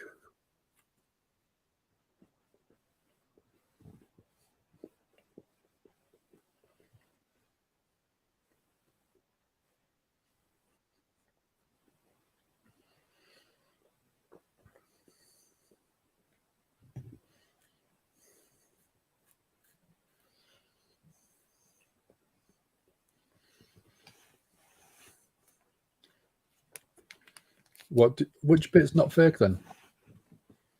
You'll never know.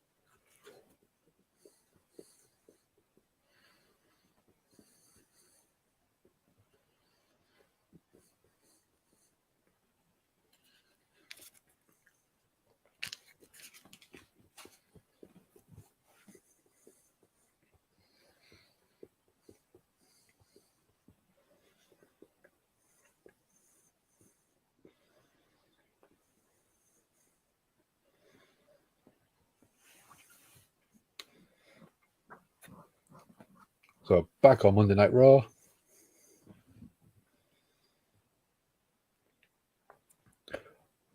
Otis is still in the ring with a big double shoulder tackle to the Valhalla. Oh, we're going to get Maxine Dupree in. I've seen Chad Gable. I've now taken multiple shots from Gable.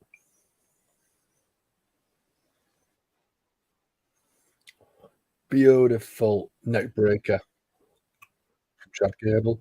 In comes Eric. Exploder suplex popping them hips is Chad Gable.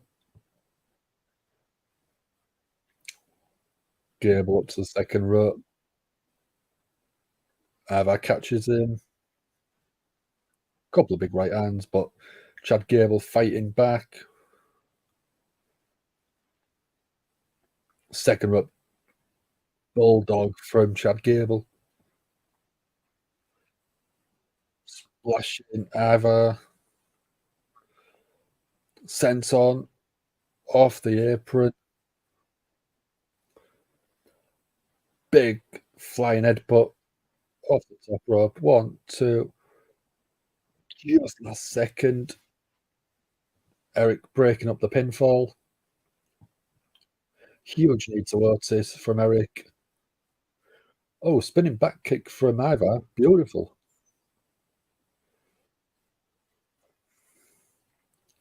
Maxine Dupree trying to get the crowd behind Chad Gable. Oh, we're going to get Maxine in the match.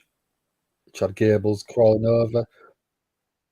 Valhalla's on the tag. In comes Maxine Dupree. First match on Monday Night Raw. Beautiful arm drag. And again. What we're going to get. Beautiful suplex. Looks over at Chad Gable as she's doing it.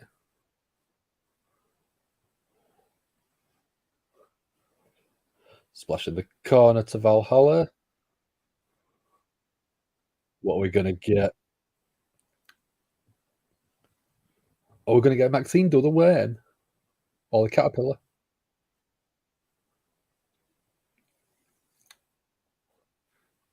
We're going to go. We're gearing a caterpillar, but Valhalla gets a knee up, spoils Maxine Dupree's party. Gable's going up to the top. Eric and Ivar on the outside. Beautiful top right to the outside.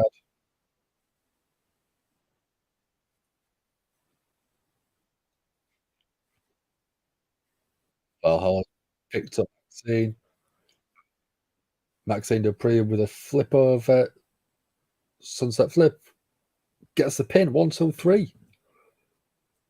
Beautiful.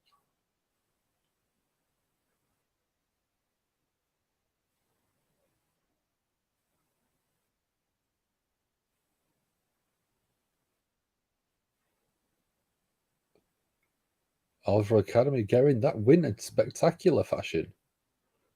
Maxine Dupree winning, which is ridiculously entertaining. Again, great fun.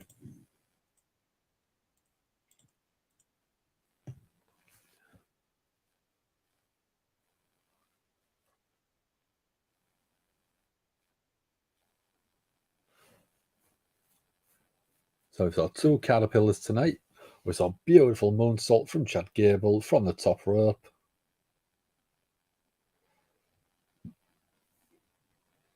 And now we got a sunset flip roll through from Maxine Dupree. I'll hold together.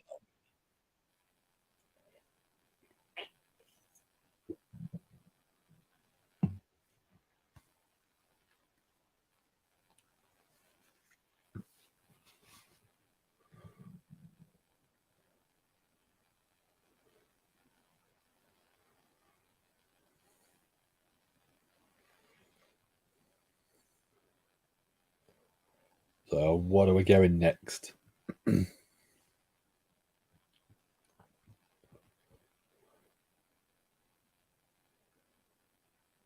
So a couple of weeks ago, we had Rhea and Natalya. Natalya didn't even get a chance to go in the ring before being attacked from Rhea.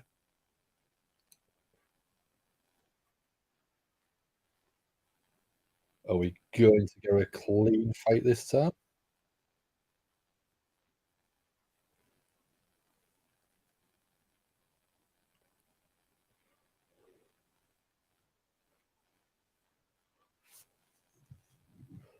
Sassy likes Maxine with Alpha Academy. Me too. I think she's very entertaining, and it's a great little gimmick for her. And I can't do the high pitched Maxine Dupree that the commentary team do, but I quite like it. So Logan Paul and Ricochet up next. Cody dressed nice for a month. So Logan Paul and Ricochet next. What do we expect? Are we going to get a sign of respect between them?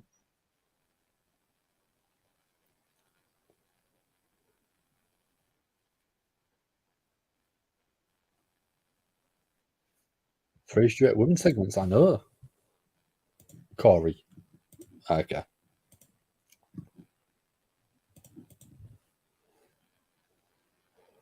So what's Bron Breakker going to be up to tomorrow night on NXT?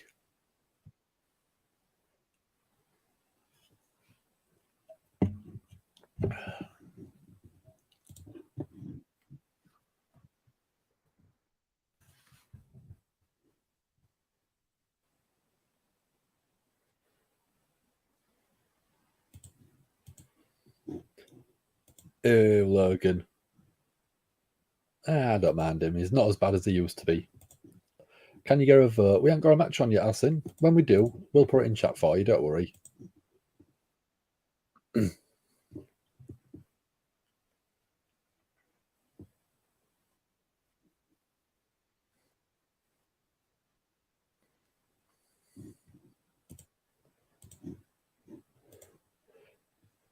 Kevin Patrick finally said something intelligent. What was that? I don't know if I was listening too well. I don't know if I was reading a comment out.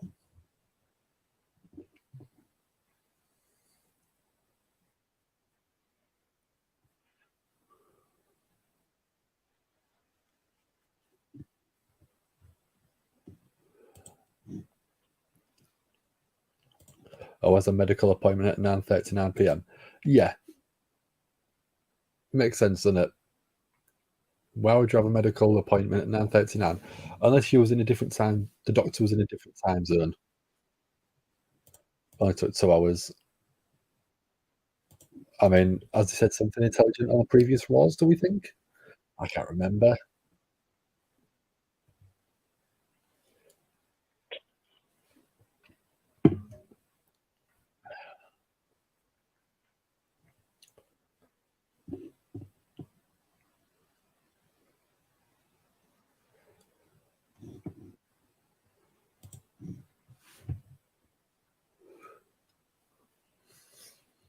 So I've only got just over an hour left.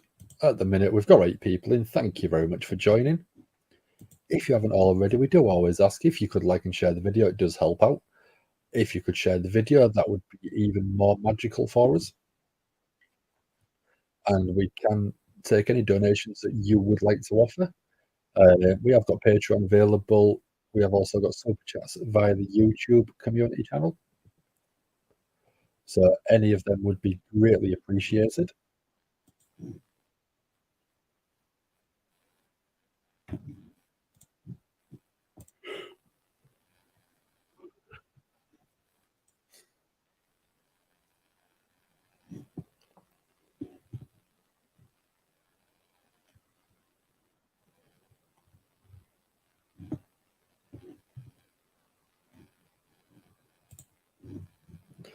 Love you all. See you Wednesday. Not a problem, dude. Yeah. I'll get a thumbnail done at some point tomorrow for you. Have a good week, dude. And once you've done Dynamite, enjoy your time on holiday. I don't know if you'll be going anywhere or if you'll just be having a break from doing everything. But you enjoy. I'll see you soon, fella.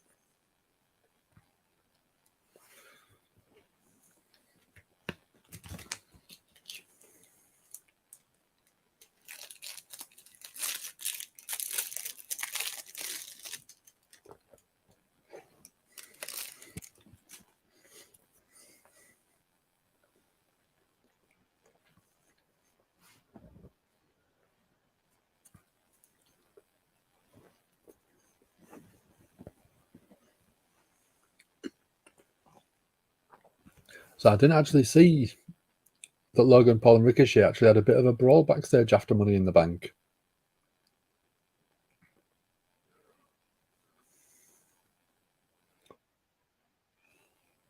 So I've got Ricochet backstage now.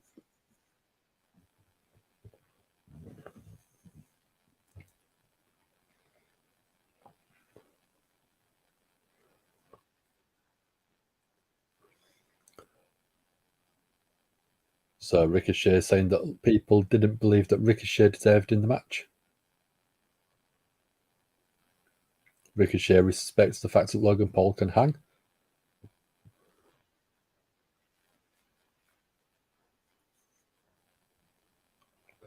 So Ricochet saying it wasn't Logan's night.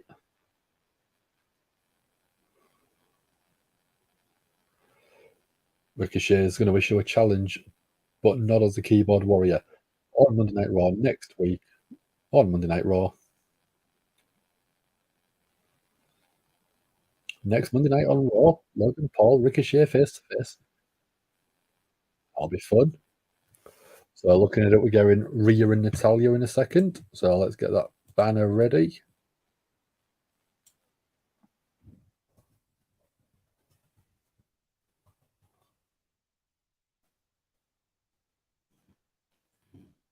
There's that one.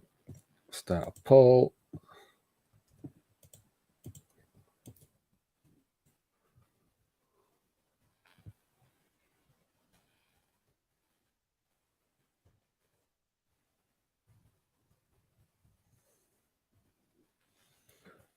There we go.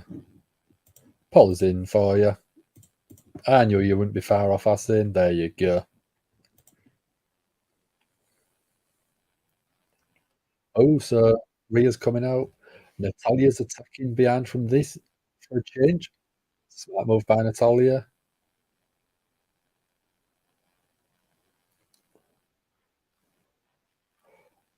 So Natalya throwing Rhea into the barricade quite brutally. Natalya giving a big beat down on Rhea and tossing her into the steel steps.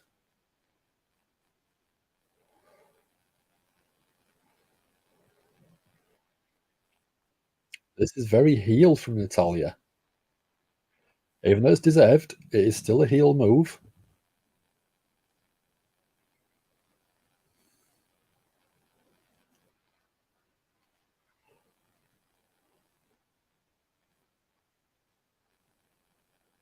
So Corey Graves is saying that Natalya risks disqualification, but we haven't actually had a bell ring yet, so how can she be at risk of disqualification? Ring the bell, so now she's at risk of DQ.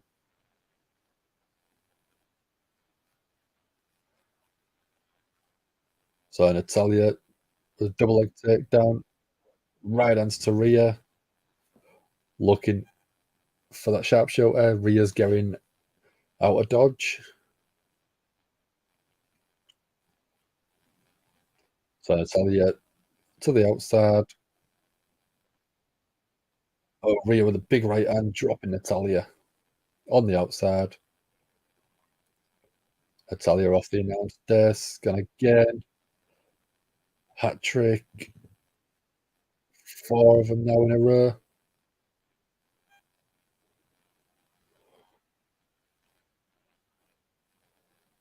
So Rhea now with the upper hand, throwing Natalya back in the ring. Natalya with a German suplex.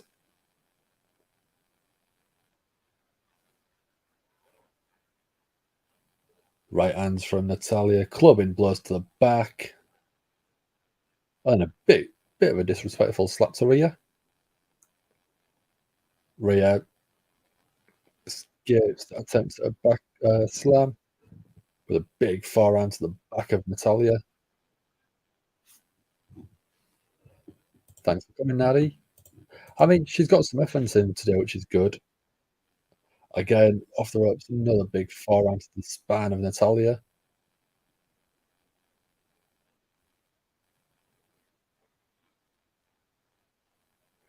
A third time, back of the bottom of the spine of Natalya. Big clubbing forearm. Oh, Natty got out of that one. Right hands from Natalya. This is already 70 seconds longer than the Night of Champions match. I mean, it was a poor match, wasn't it?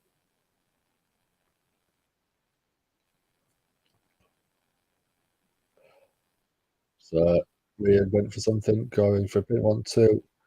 Kick out from Natalya. What was it?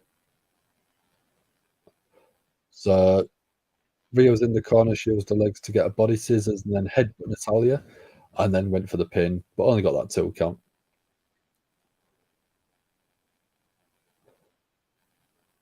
Rhea with a crotch chop.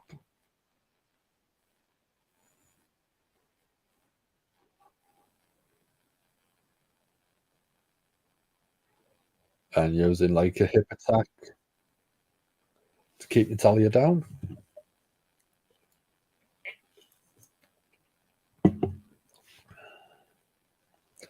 Oh, ridiculous kick from Rhea to Natalya there. And a kick to the sternum. Natalya firing up, clubbing blows to the back. And then Rhea dropping Natalya again with another kick.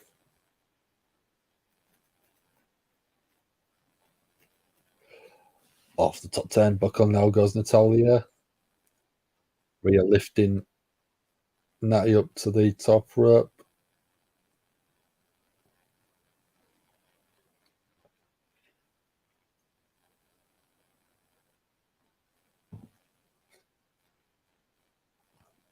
So is Rhea looking for a suplex? No, Natalya with a headbutt. Natalya was what's going to go for crossbody. Beautiful from Natty off the top rope.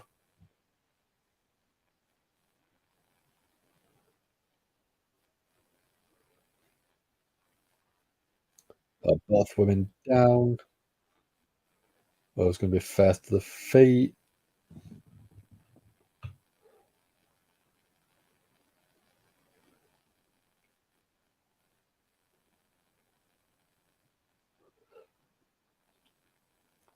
Rhea went for a right hand, blocked by Natty. Natty replies with the right hands of her own. And then big right hand to Natalya, and then dropping down, slamming Natalya into the knee of Rhea. 1, 2, kick out from Natty.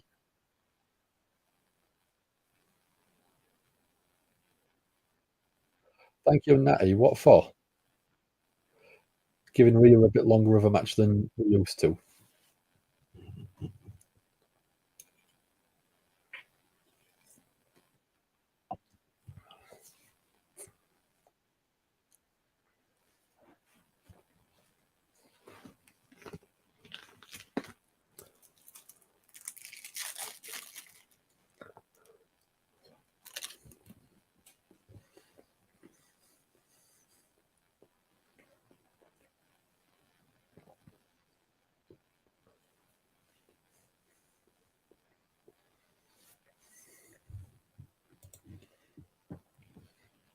Longest match Rhea's had since winning the title. I'm not surprised. I'm not surprised at all for a couple of reasons. One, they want her to look dominant, so they don't want her having long matches where it's back and forth. And two, if you can get away without doing a short match, why wouldn't you?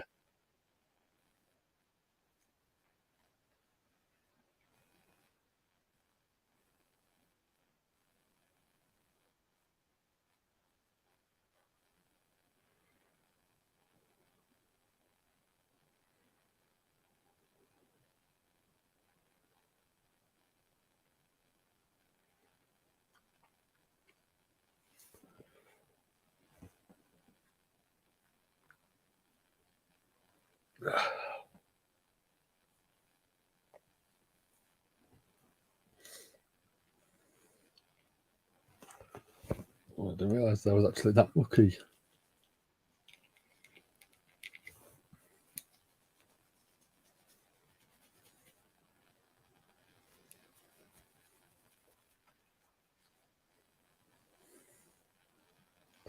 That's a bit better.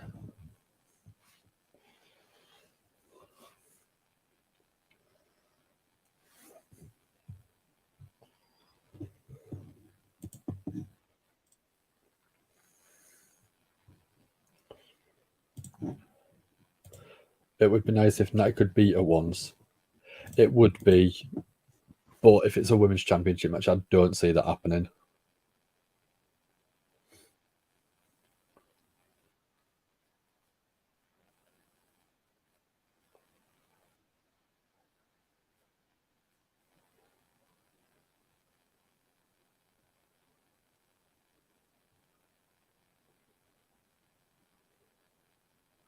So just coming back to Monday Night Raw.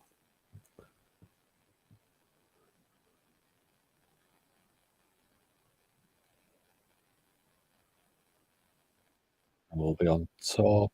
Natty. Yeah, Natalya now looking for that sharpshooter.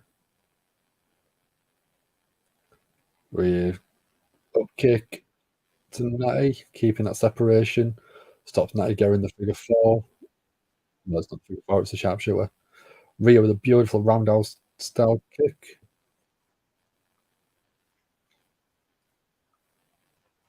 We're going, let's go Rhea chance.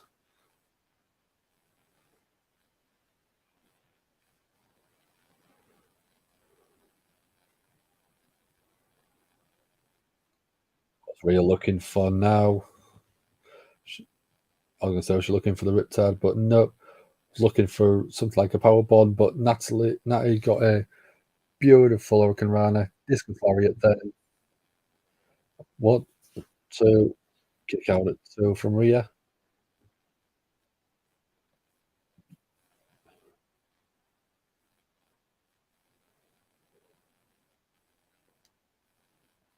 Natalya was looking for a sharpshooter. Rhea countered into a roll up. Only gets a 2 count. Big right hand. Oh, Natalya coming into the corner, but big double boot to Natalya's chest. Rhea up to the top. Missile drop kick. Could it be a 3 count? 1, 2. Kick out at 2 from Natty.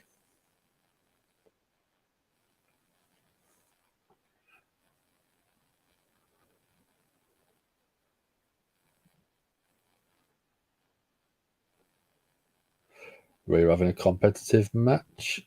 Natty having a good showing for a change. Beautiful roundhouse kick again from Rhea.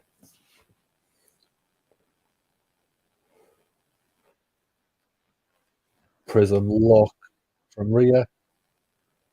Is this going to cause Natty to tap out?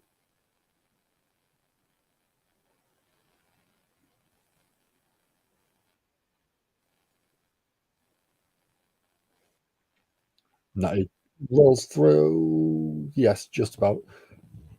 Creates a little bit of separation from Rhea.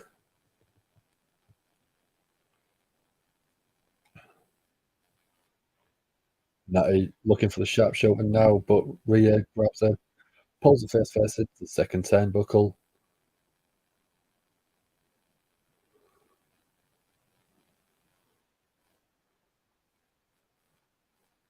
Big stomp to Natty.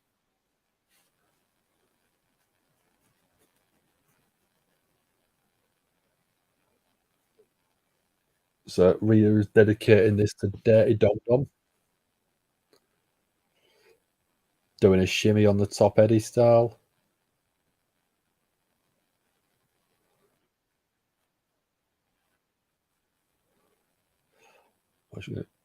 Went for a frog splash, but Natty got the boots up just in time. Natty up to her feet. Oh, Rhea turnbuckle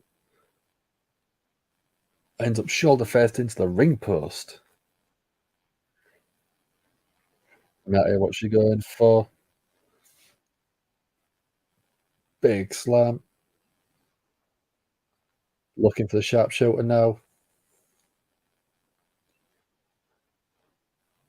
Got the sharpshooter locked in.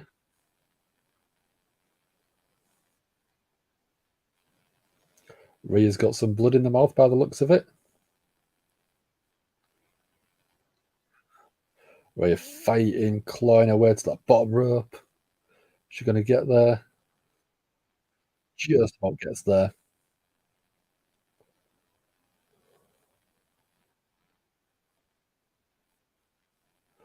Natty holds the submission on for a 4 count. Any longer and it would have been a disqualification.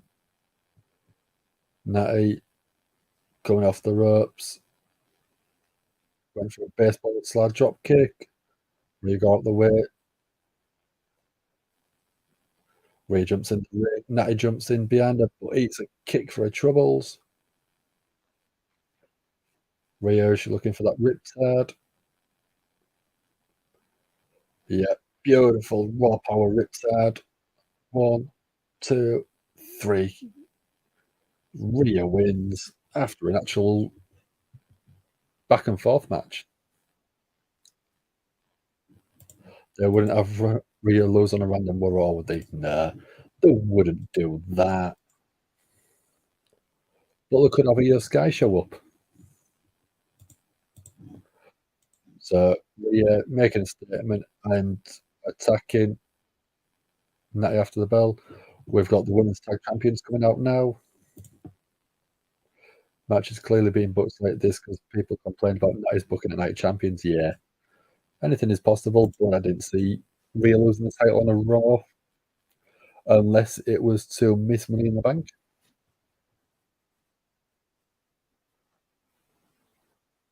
AO's cashing in an Oscar. I know, but I mean, they could have teased it. I wouldn't have been mad if they'd have teased it.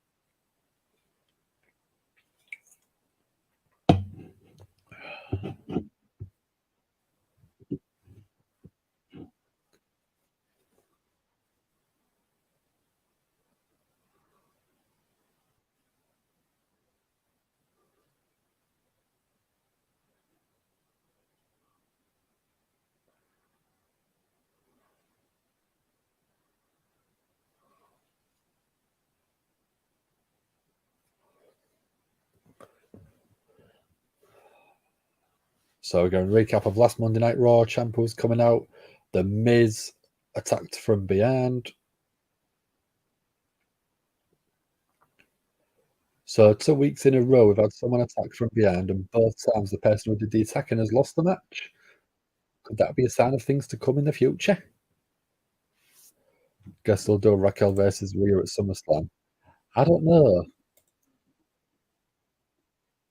I think there'll be a tag match for women's titles at SummerSlam.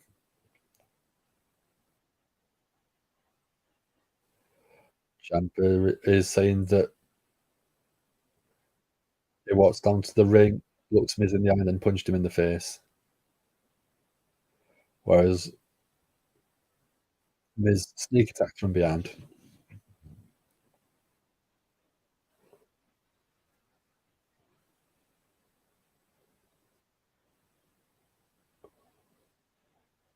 Ciampa saying the Miz has had loss after loss in the past few years.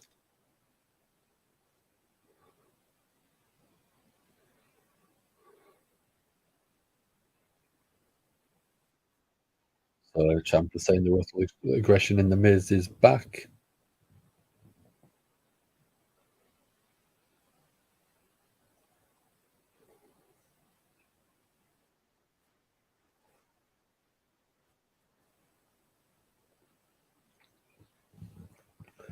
Ciampa has been shown his cards by the Miz,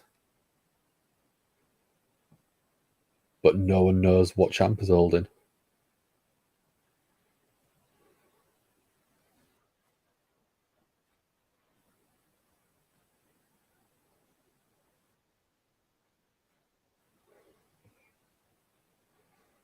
So the Miz is saying, do you want to talk about cards? Lists all the different hands, but is like, and the Royal Flush.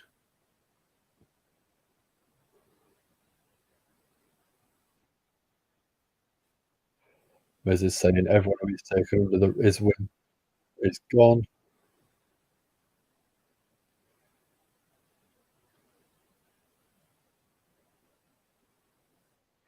Miz is feeling better than he's ever felt before. Next week, bring the chip on your shoulder to a no DQ match.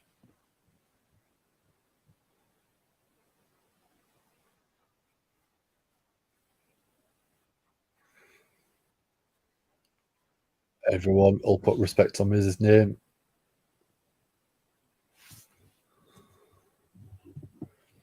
Not having Rhea not defend a title at SummerSlam. Yeah, I mean, it doesn't have to be against Raquel. I think there's still more they can do with the tag titles. Becky is obviously a good shout. To the Miz, I know. It's been saved for Mania. Yeah. The 90 matches Triple H changed show about Natalya's booking. Yeah. Open up for you at SummerSlam. Well, there was rumours of a retirement match for Natalya. So could that be what they're building up to, which is why they're having them go up against each other and saying, if I can't beat you, I don't deserve to wrestle. I'll put my career on the line. That could be the match where they're heading.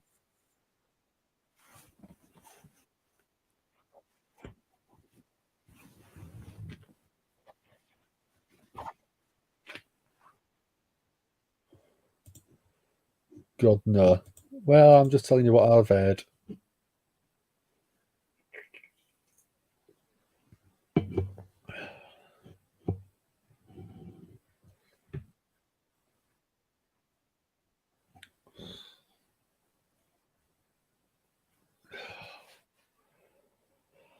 40 minutes, 45 minutes left. I ain't even got an energy drink tonight. I've just got the beer. Natalya lost twice. She doesn't need a third. No, but if there's a stipulation on it, it could happen.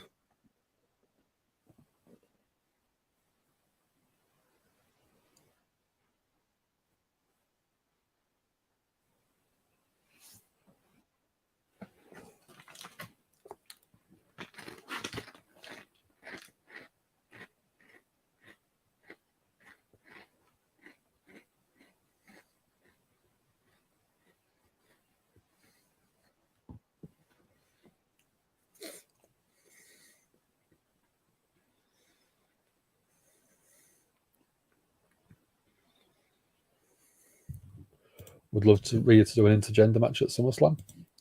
I'd love to see him at least do something like that at some point. I don't know whether about it being on a premium live event, mainly because of sort of sponsors, investors, stuff like that. It's not a good look. Even if Rhea won, but you look at the match that she had with, was it Akira Tozawa? It didn't really get any offense in, and I think that would be the problem.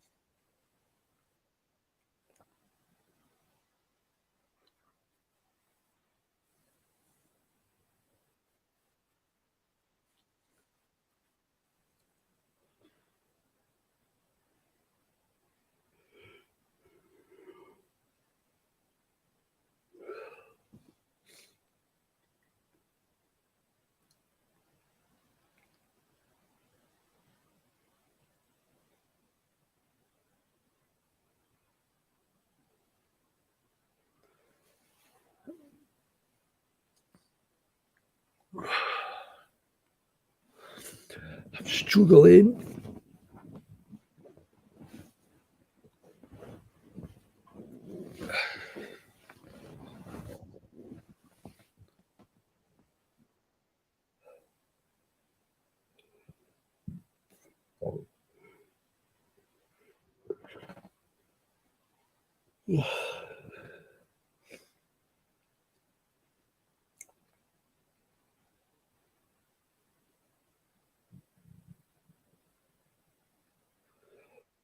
So, still on a commercial break. We are just about to start coming back to Monday Night Raw.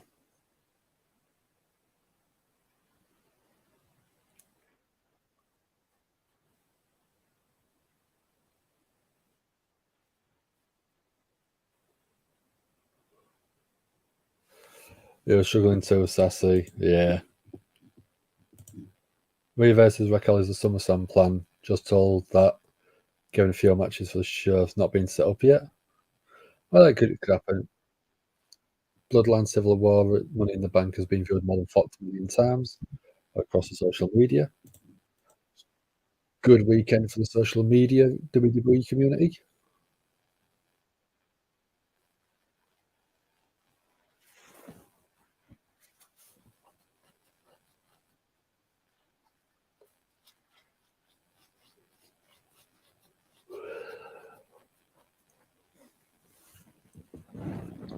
So we're going a recap of the Money in the Bank match from the Bloodline Civil War match.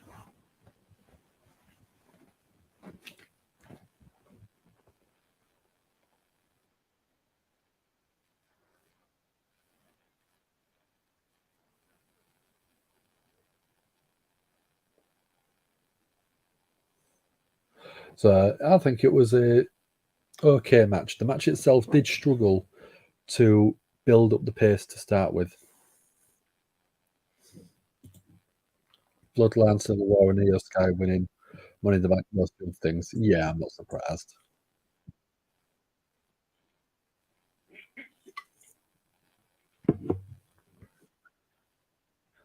The match went on for 30 plus minutes, and for the first 15, probably, it just seemed like nothing happened. It just seemed a very sluggish match.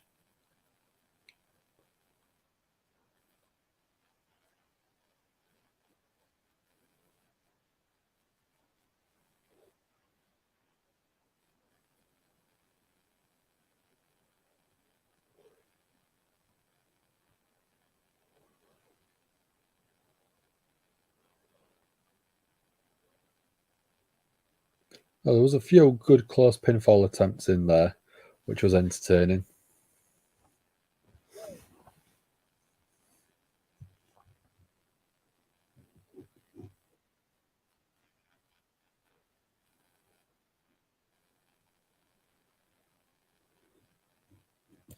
Not Sassy's favourite match on the card. Me neither. It could have done a lot more with the time they had. Ciampa versus Miz. Winner joins the G1. Ciampa wins. He joins the DIY block. Miz wins. He joins the awesome block. Yomi with New Japan.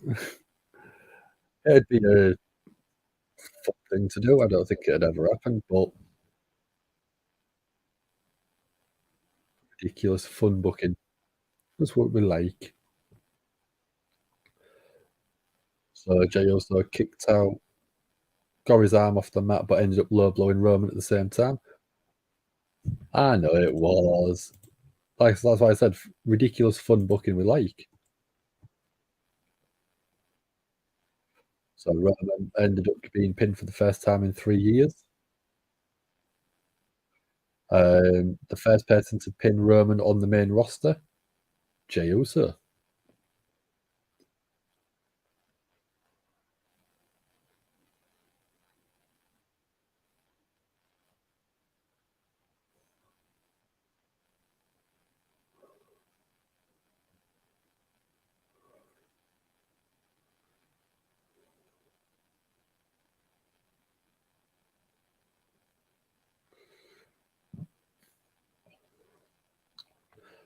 So we've got SmackDown from Madison Square Garden this Friday. So we're going the trial of the Tribal Chief Roman Reigns.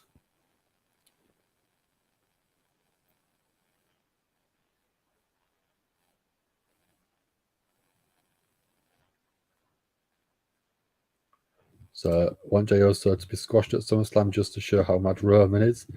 It could happen, you know. It could happen. We've got Riddle coming out now.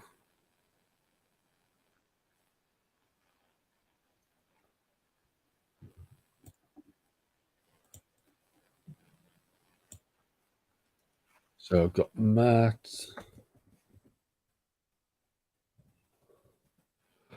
versus, who do we think? Someone from Imperium.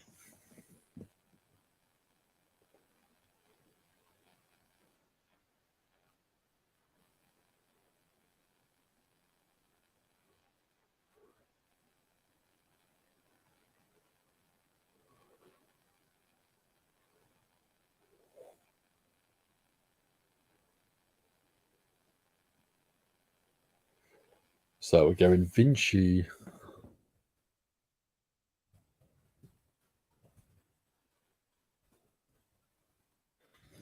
Presumed it probably would be.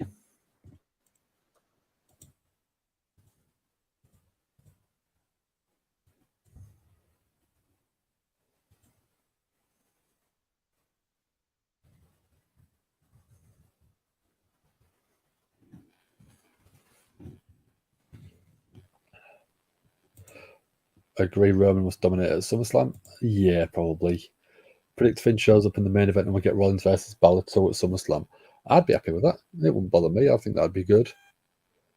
Unless there's something keeping Finn out of the show, injury maybe. Why isn't Riddle selling the ankle lock from last night? Because it was the night before, dude. I'm only joking. Yeah, he tapped out to an ankle lock, so it makes sense he should be selling it somewhere.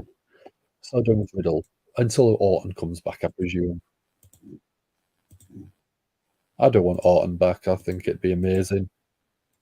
I know, I'm only joking. I'm having fun.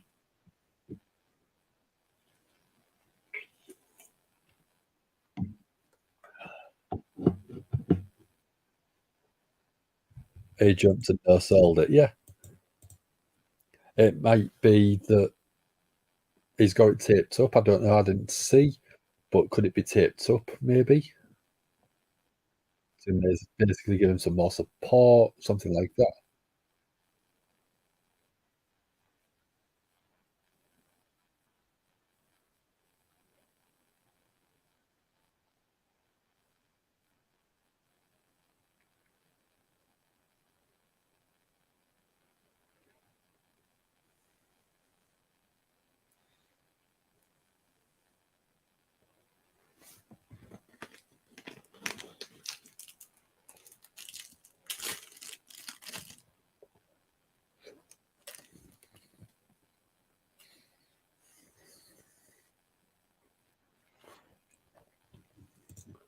So I prediction we'll get a backstage segment with Sammy and KO. They get asked again about Bloodline, and KO goes off on Jackie. I think that'll be fun.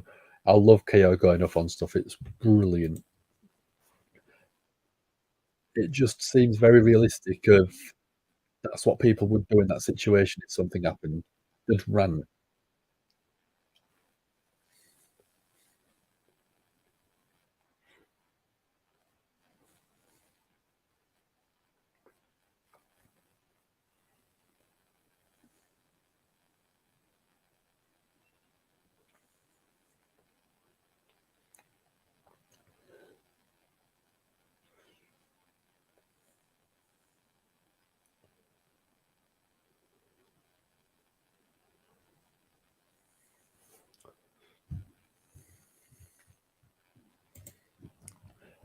Misfit agrees with KO. Why should he care about the Bloodline story with Sammy's over? Should move on, yeah. Put them up against a couple of big tag teams. I'd do it. Because the tag team champions, I'd probably have them go across to SmackDown and feud with Street Profits.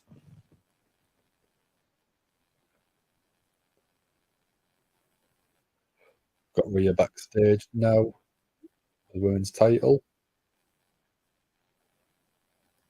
Oh, we've got Rio Sky there as well.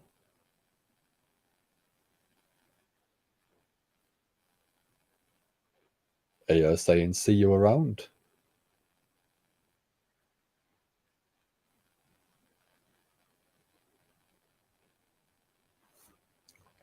Roman is KO and Sammy versus DIY. So like, that'd be great fun. I think that'd be good fun.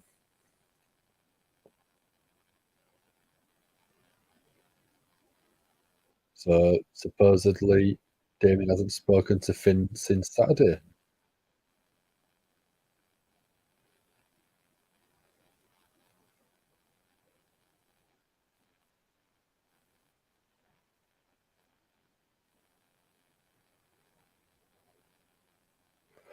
Rhea's obviously starting to set the match up.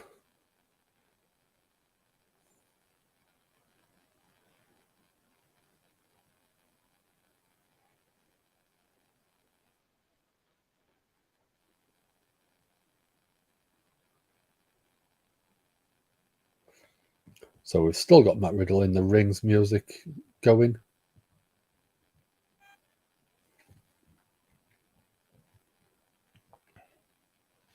AO, of course, teasing the cash in, which is what Money in the Bank money should do. Exactly. I think you could probably have Damien Priest come out with Seth and Dom's match later on. Just have him come out, just stand there ringside with the briefcase. That'd be what I'd do.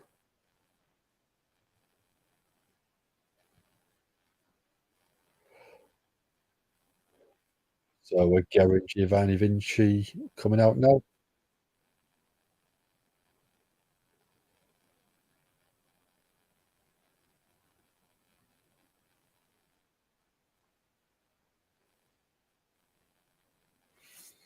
Even though we know she's cashing in on Oscar, doesn't hurt to tease Rhea. It doesn't at all. Definitely doesn't.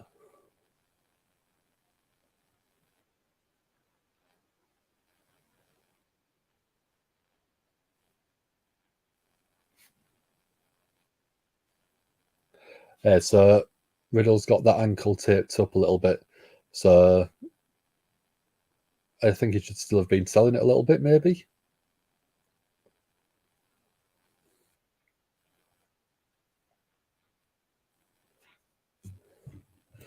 Don't see Priest going to SmackDown season in a cash in on Roman. No, I don't see that happening, but it'd still be nice to see. Finch with a beautiful springboard cross body to Riddle. And going straight for that target because there's tape on it. Ankle is a big focal point. Riddle with some up kicks, creating some separation. Went for a kick. Drop back kick. Riddle with a kip up. Big right arm into the corner. A beautiful Death Valley driver style from Vinci, and then a moonsault 1, 2, kick out.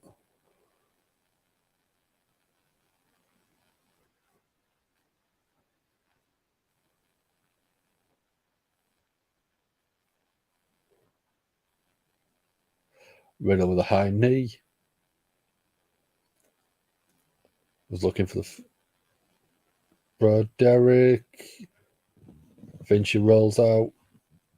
Goes for an ankle lock. Riddle. Riddle gets the pin. That was a very quick match. Kaiser in. Beating down on Riddle. We're going to get. Oh, I thought they was going to tease him. Orton returned. They're not. They're bringing Drew back out.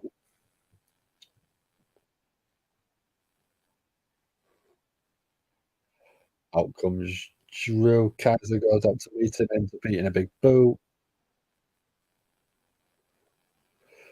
Drew, Glasgow kiss into Riddle. High knee to Kaiser. Oh no, Vinci, sorry. Drew just glaring down at Gunter.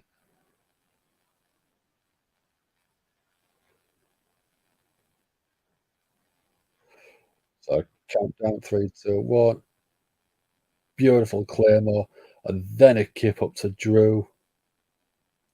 Oh, Gunther going to the apron. Joe saying, come on, big man.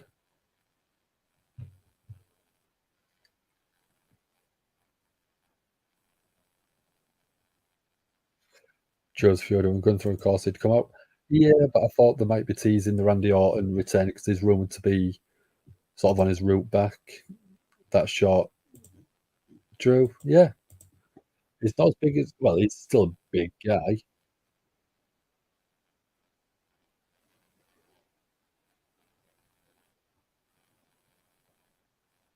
Gunther don't look too happy. Storm into the back.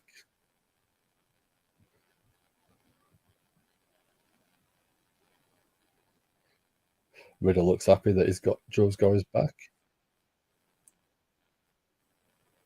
Going a recap of Finn Balor versus Seth freaking Rollins for the World Heavyweight Championship.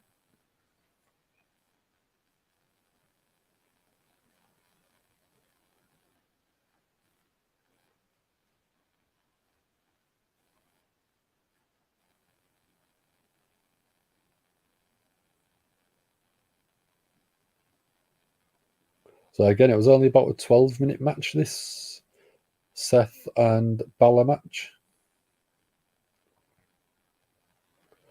So I think that could have gone an extra 5-10 minutes minimum to just give it a bit more of a big match feel.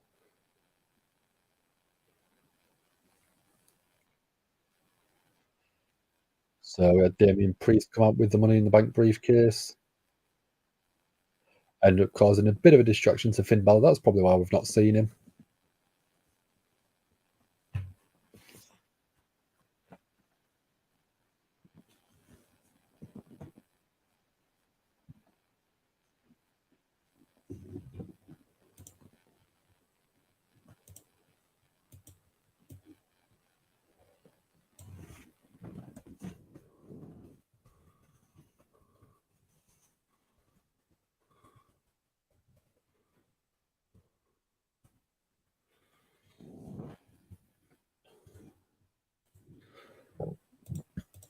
Let's get a poll going.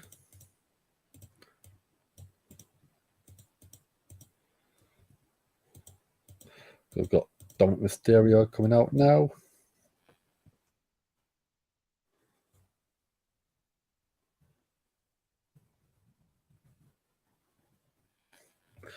There we go.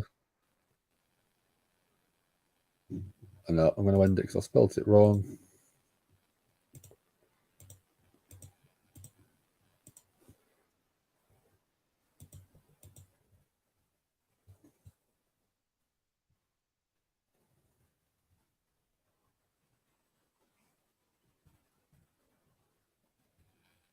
Yeah, that's better.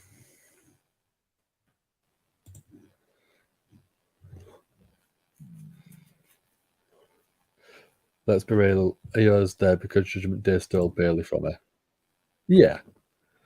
Io's not too happy about that. I wouldn't be either.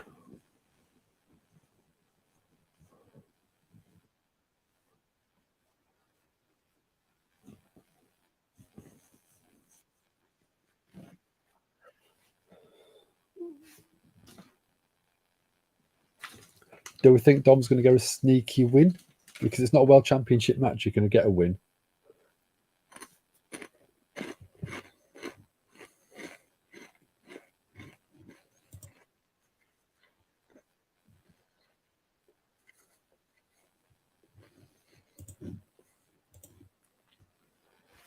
Bailey's representing the Judgment Day on Saturday.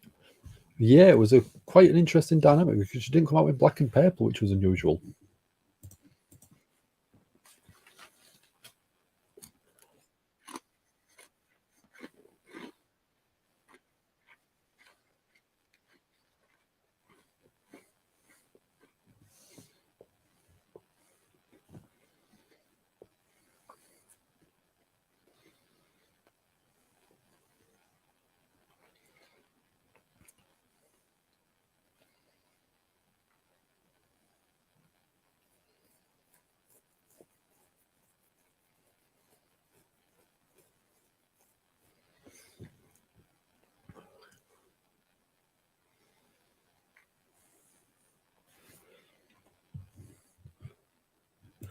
Bailey's the first and only woman to be part of two different factions at the same time.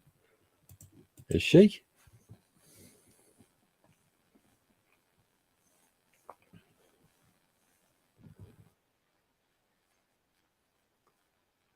What about Maxine Dupree? She was part of Alpha Academy and Maximum Male Models at the same time because it was both fighting over her.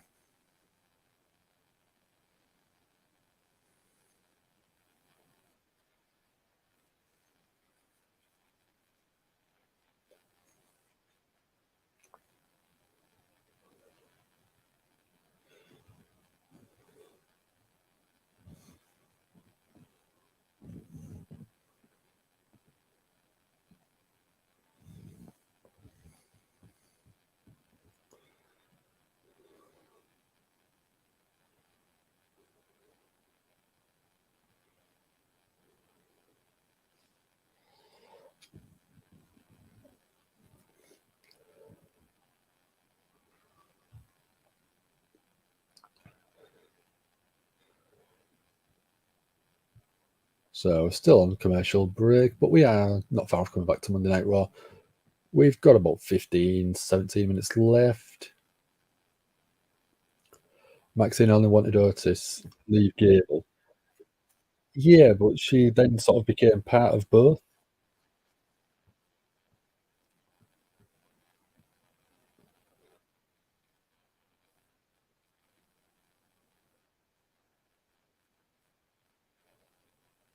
So we've got Riddle and Drew backstage.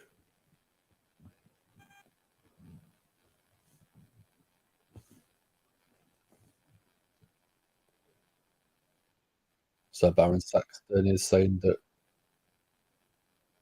Drew's return is a huge return.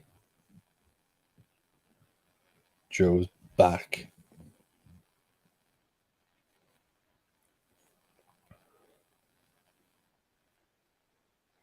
So Riddle wants to team up with Drew to face Imperium.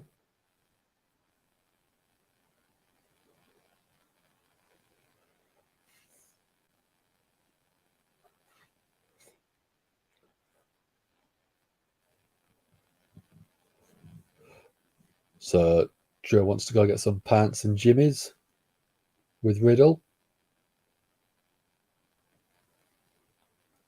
So next week we're gearing Becky Lynch versus Zoe Stark.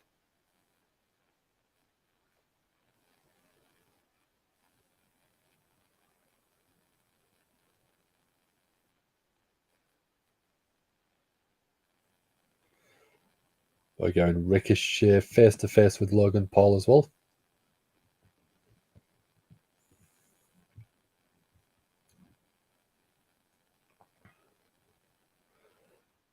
Then we're going no DQ match, The Miz versus Tommaso Ciampa.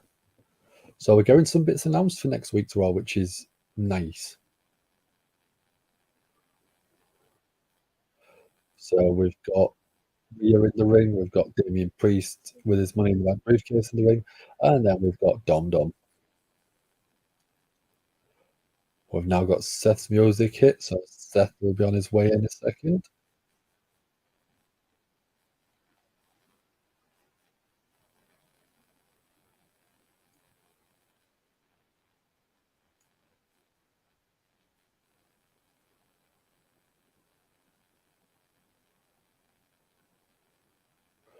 Crowd singing along as usual.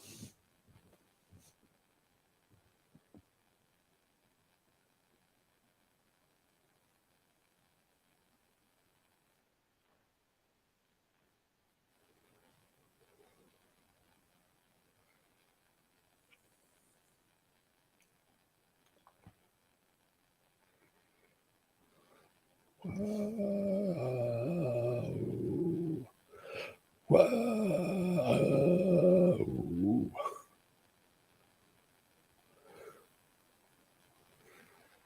Seth's glaring at Damian Priest because of that briefcase.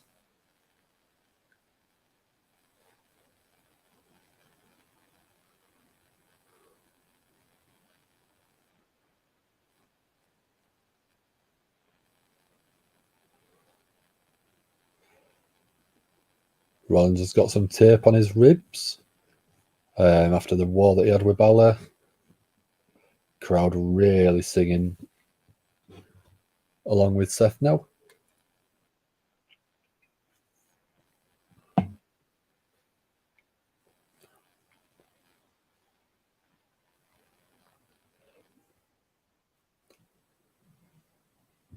Dom is, well, no. Seth really waking the crowd.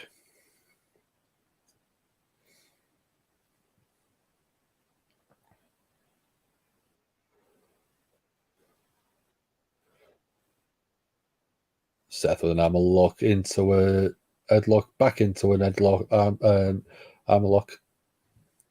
We're going to Dom, you suck chant now.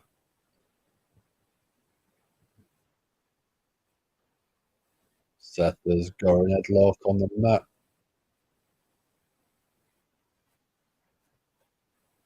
Go to the midsection from Dom Dom into an headlock. Take over.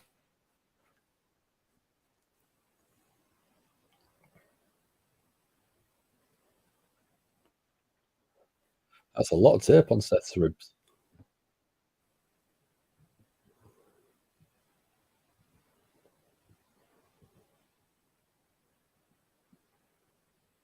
But we can go back to the feet now. Chance are a joke at this point. It shows how much we hate Dom Dom. That's all it is. We was getting some chance at Money in the Bank. Dom is a wanker, which was quite fun.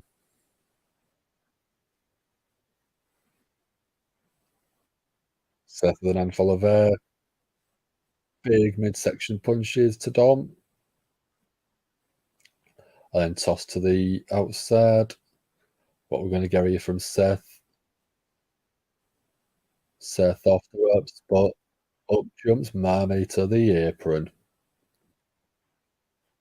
Here comes Dom, but gets back body drop to the outside. Seth with a flying knee off the apron, taking out Dom.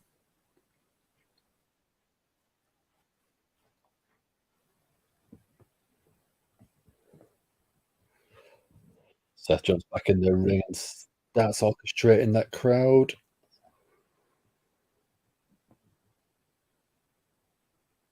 Just before we go to a commercial break.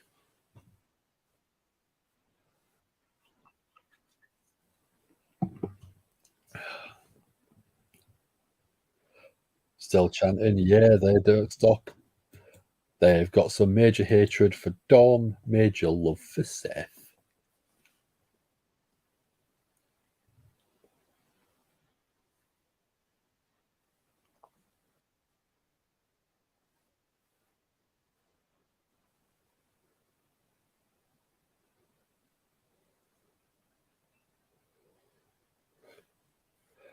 Could be piped in, yeah, it could be.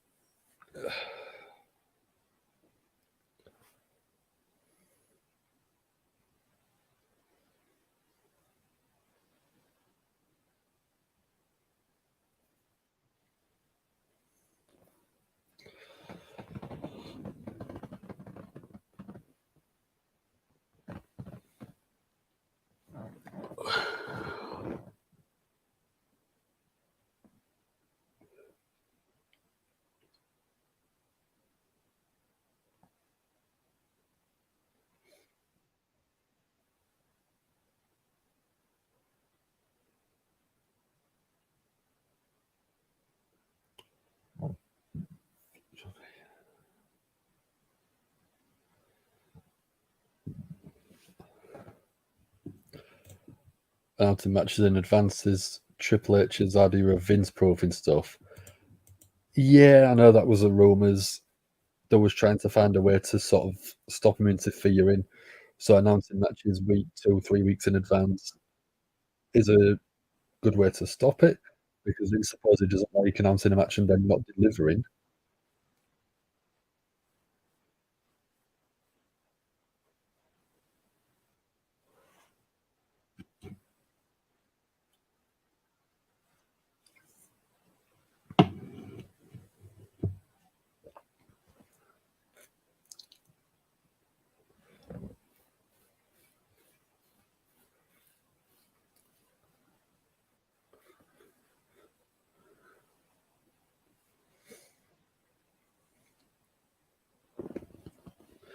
So I'm not going to stick around too much longer after the match is finished, just because I am quite tired.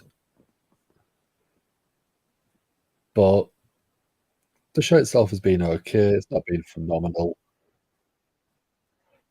Seth, snap suplex, keeping locked, going for.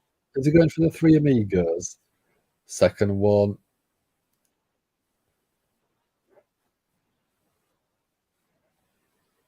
We're going Eddie Chance. We're going a shimmy from Seth. And then we got a third suplex.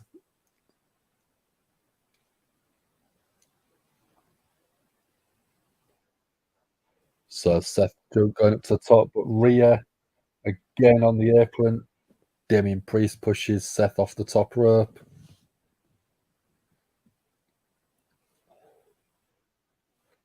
So Dom climbing up to the top. Beautiful frog splash to then ribs. Dom just stomping away at that midsection. We're going Dom, your snuck chance now again.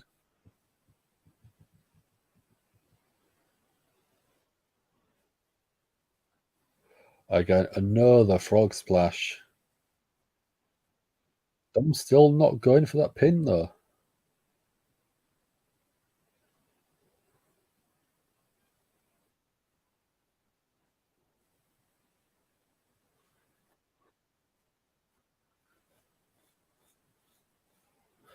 Parker Borgero said he's not leaving AWO, said that's unfortunate.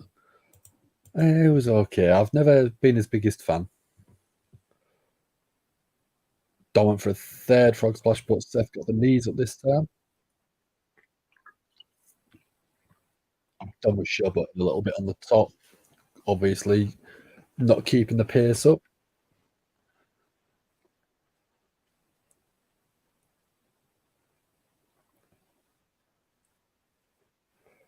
So I roll into the big clothesline to Dom in a second. Super kick to the midsection. Kick and then discus clothesline. Seth getting some momentum now.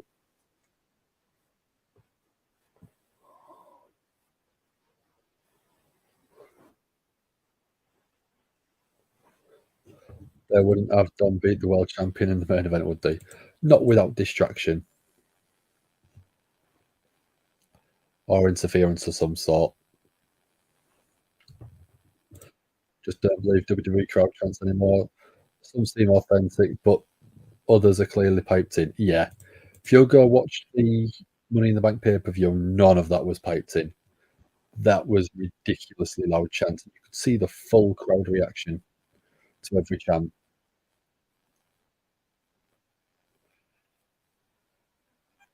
Seth again orchestrating the crowd.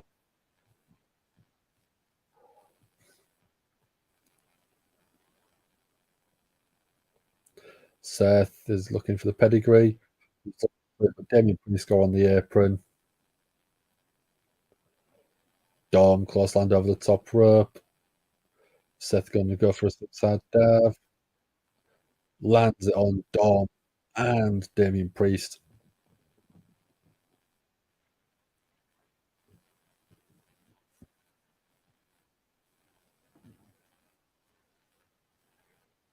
So Dom thrown back into the ring. Seth discus elbow.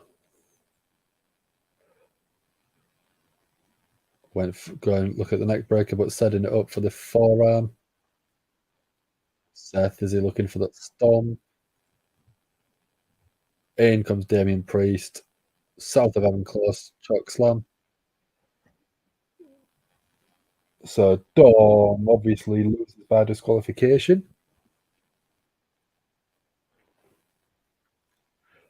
Could Damian cash in? There's still a few minutes left. Thrown to the outside is Seth by Damian Priest.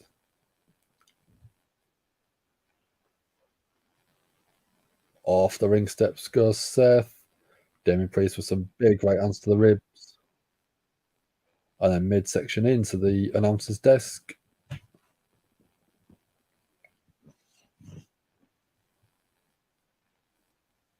Is Priest about to cash in? I don't think he will be. I don't think he'll cash in this soon.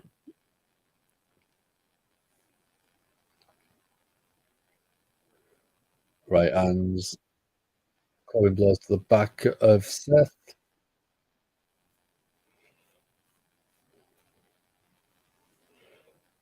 Ribs first onto the announce desk goes Seth.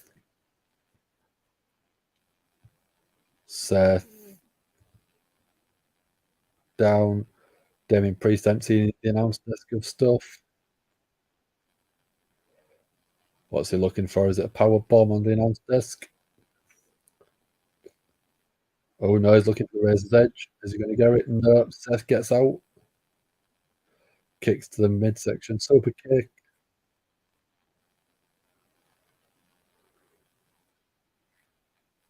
Seth was looking for a powerbomb himself, but Dom with a Money in the Bank briefcase off the back of Seth.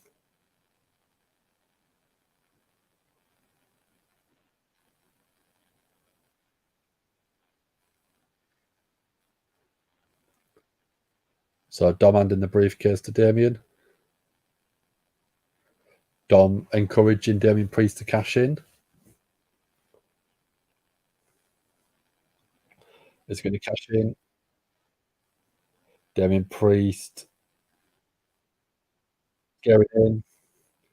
There's Finn Balor. Finn out of nowhere hits Seth. Seth crashes into Damian Priest. Balor going up to the top.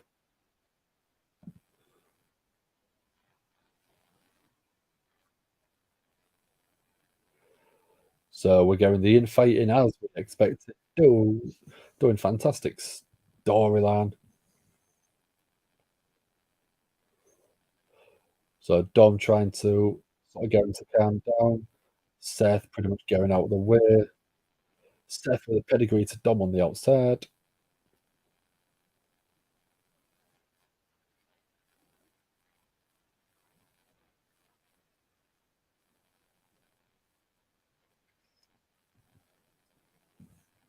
Crowd singing along now still.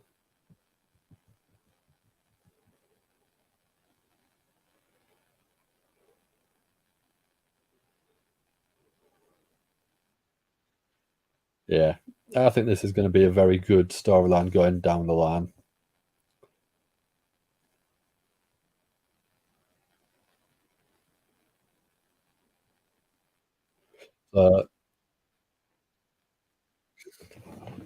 Run, Seth, run, says Sassy. I'm not surprised. Get out of there. Get out there with that title. So, match of the night, up until the interference from Damian Priest, I was quite enjoying the main event. I think it was fun. My segment of the night,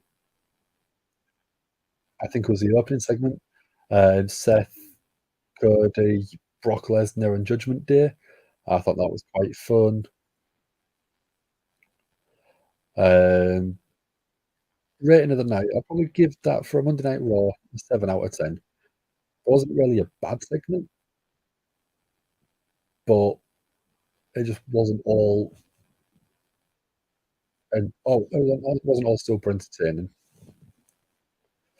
Misfits going. Performer of the night is Shayna. Yeah, I mean, it was a good promo she cut with Ronda Rousey. It was good fun. It worked.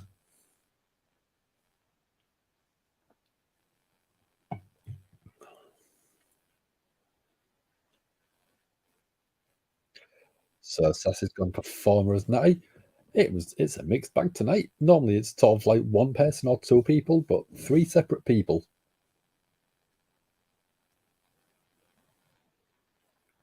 Match Seth and Dom. Yeah, I've gone for that one. Sassy's gone 5.5. That seems harsh. But you're entitled to opinions. That's what we're here for. I'm not going to tell you you're wrong. I think it's a bit harsh, but I don't think it's wrong.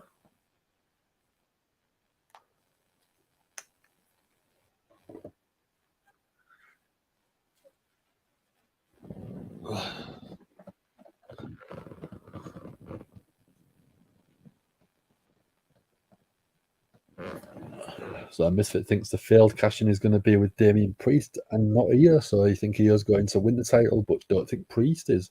It's a good call. I think that's a good shout.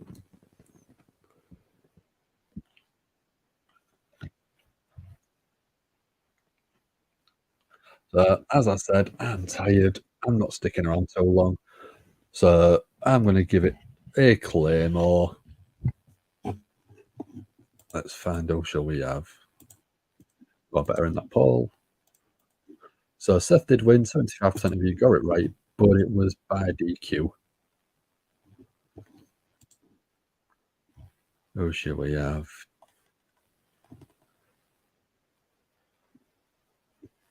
Let's go. So we're going to go. I'm going to go sleep. I'm going to try and get some sleep in at some point. So we've got 3, 2, 1. Oh, yeah.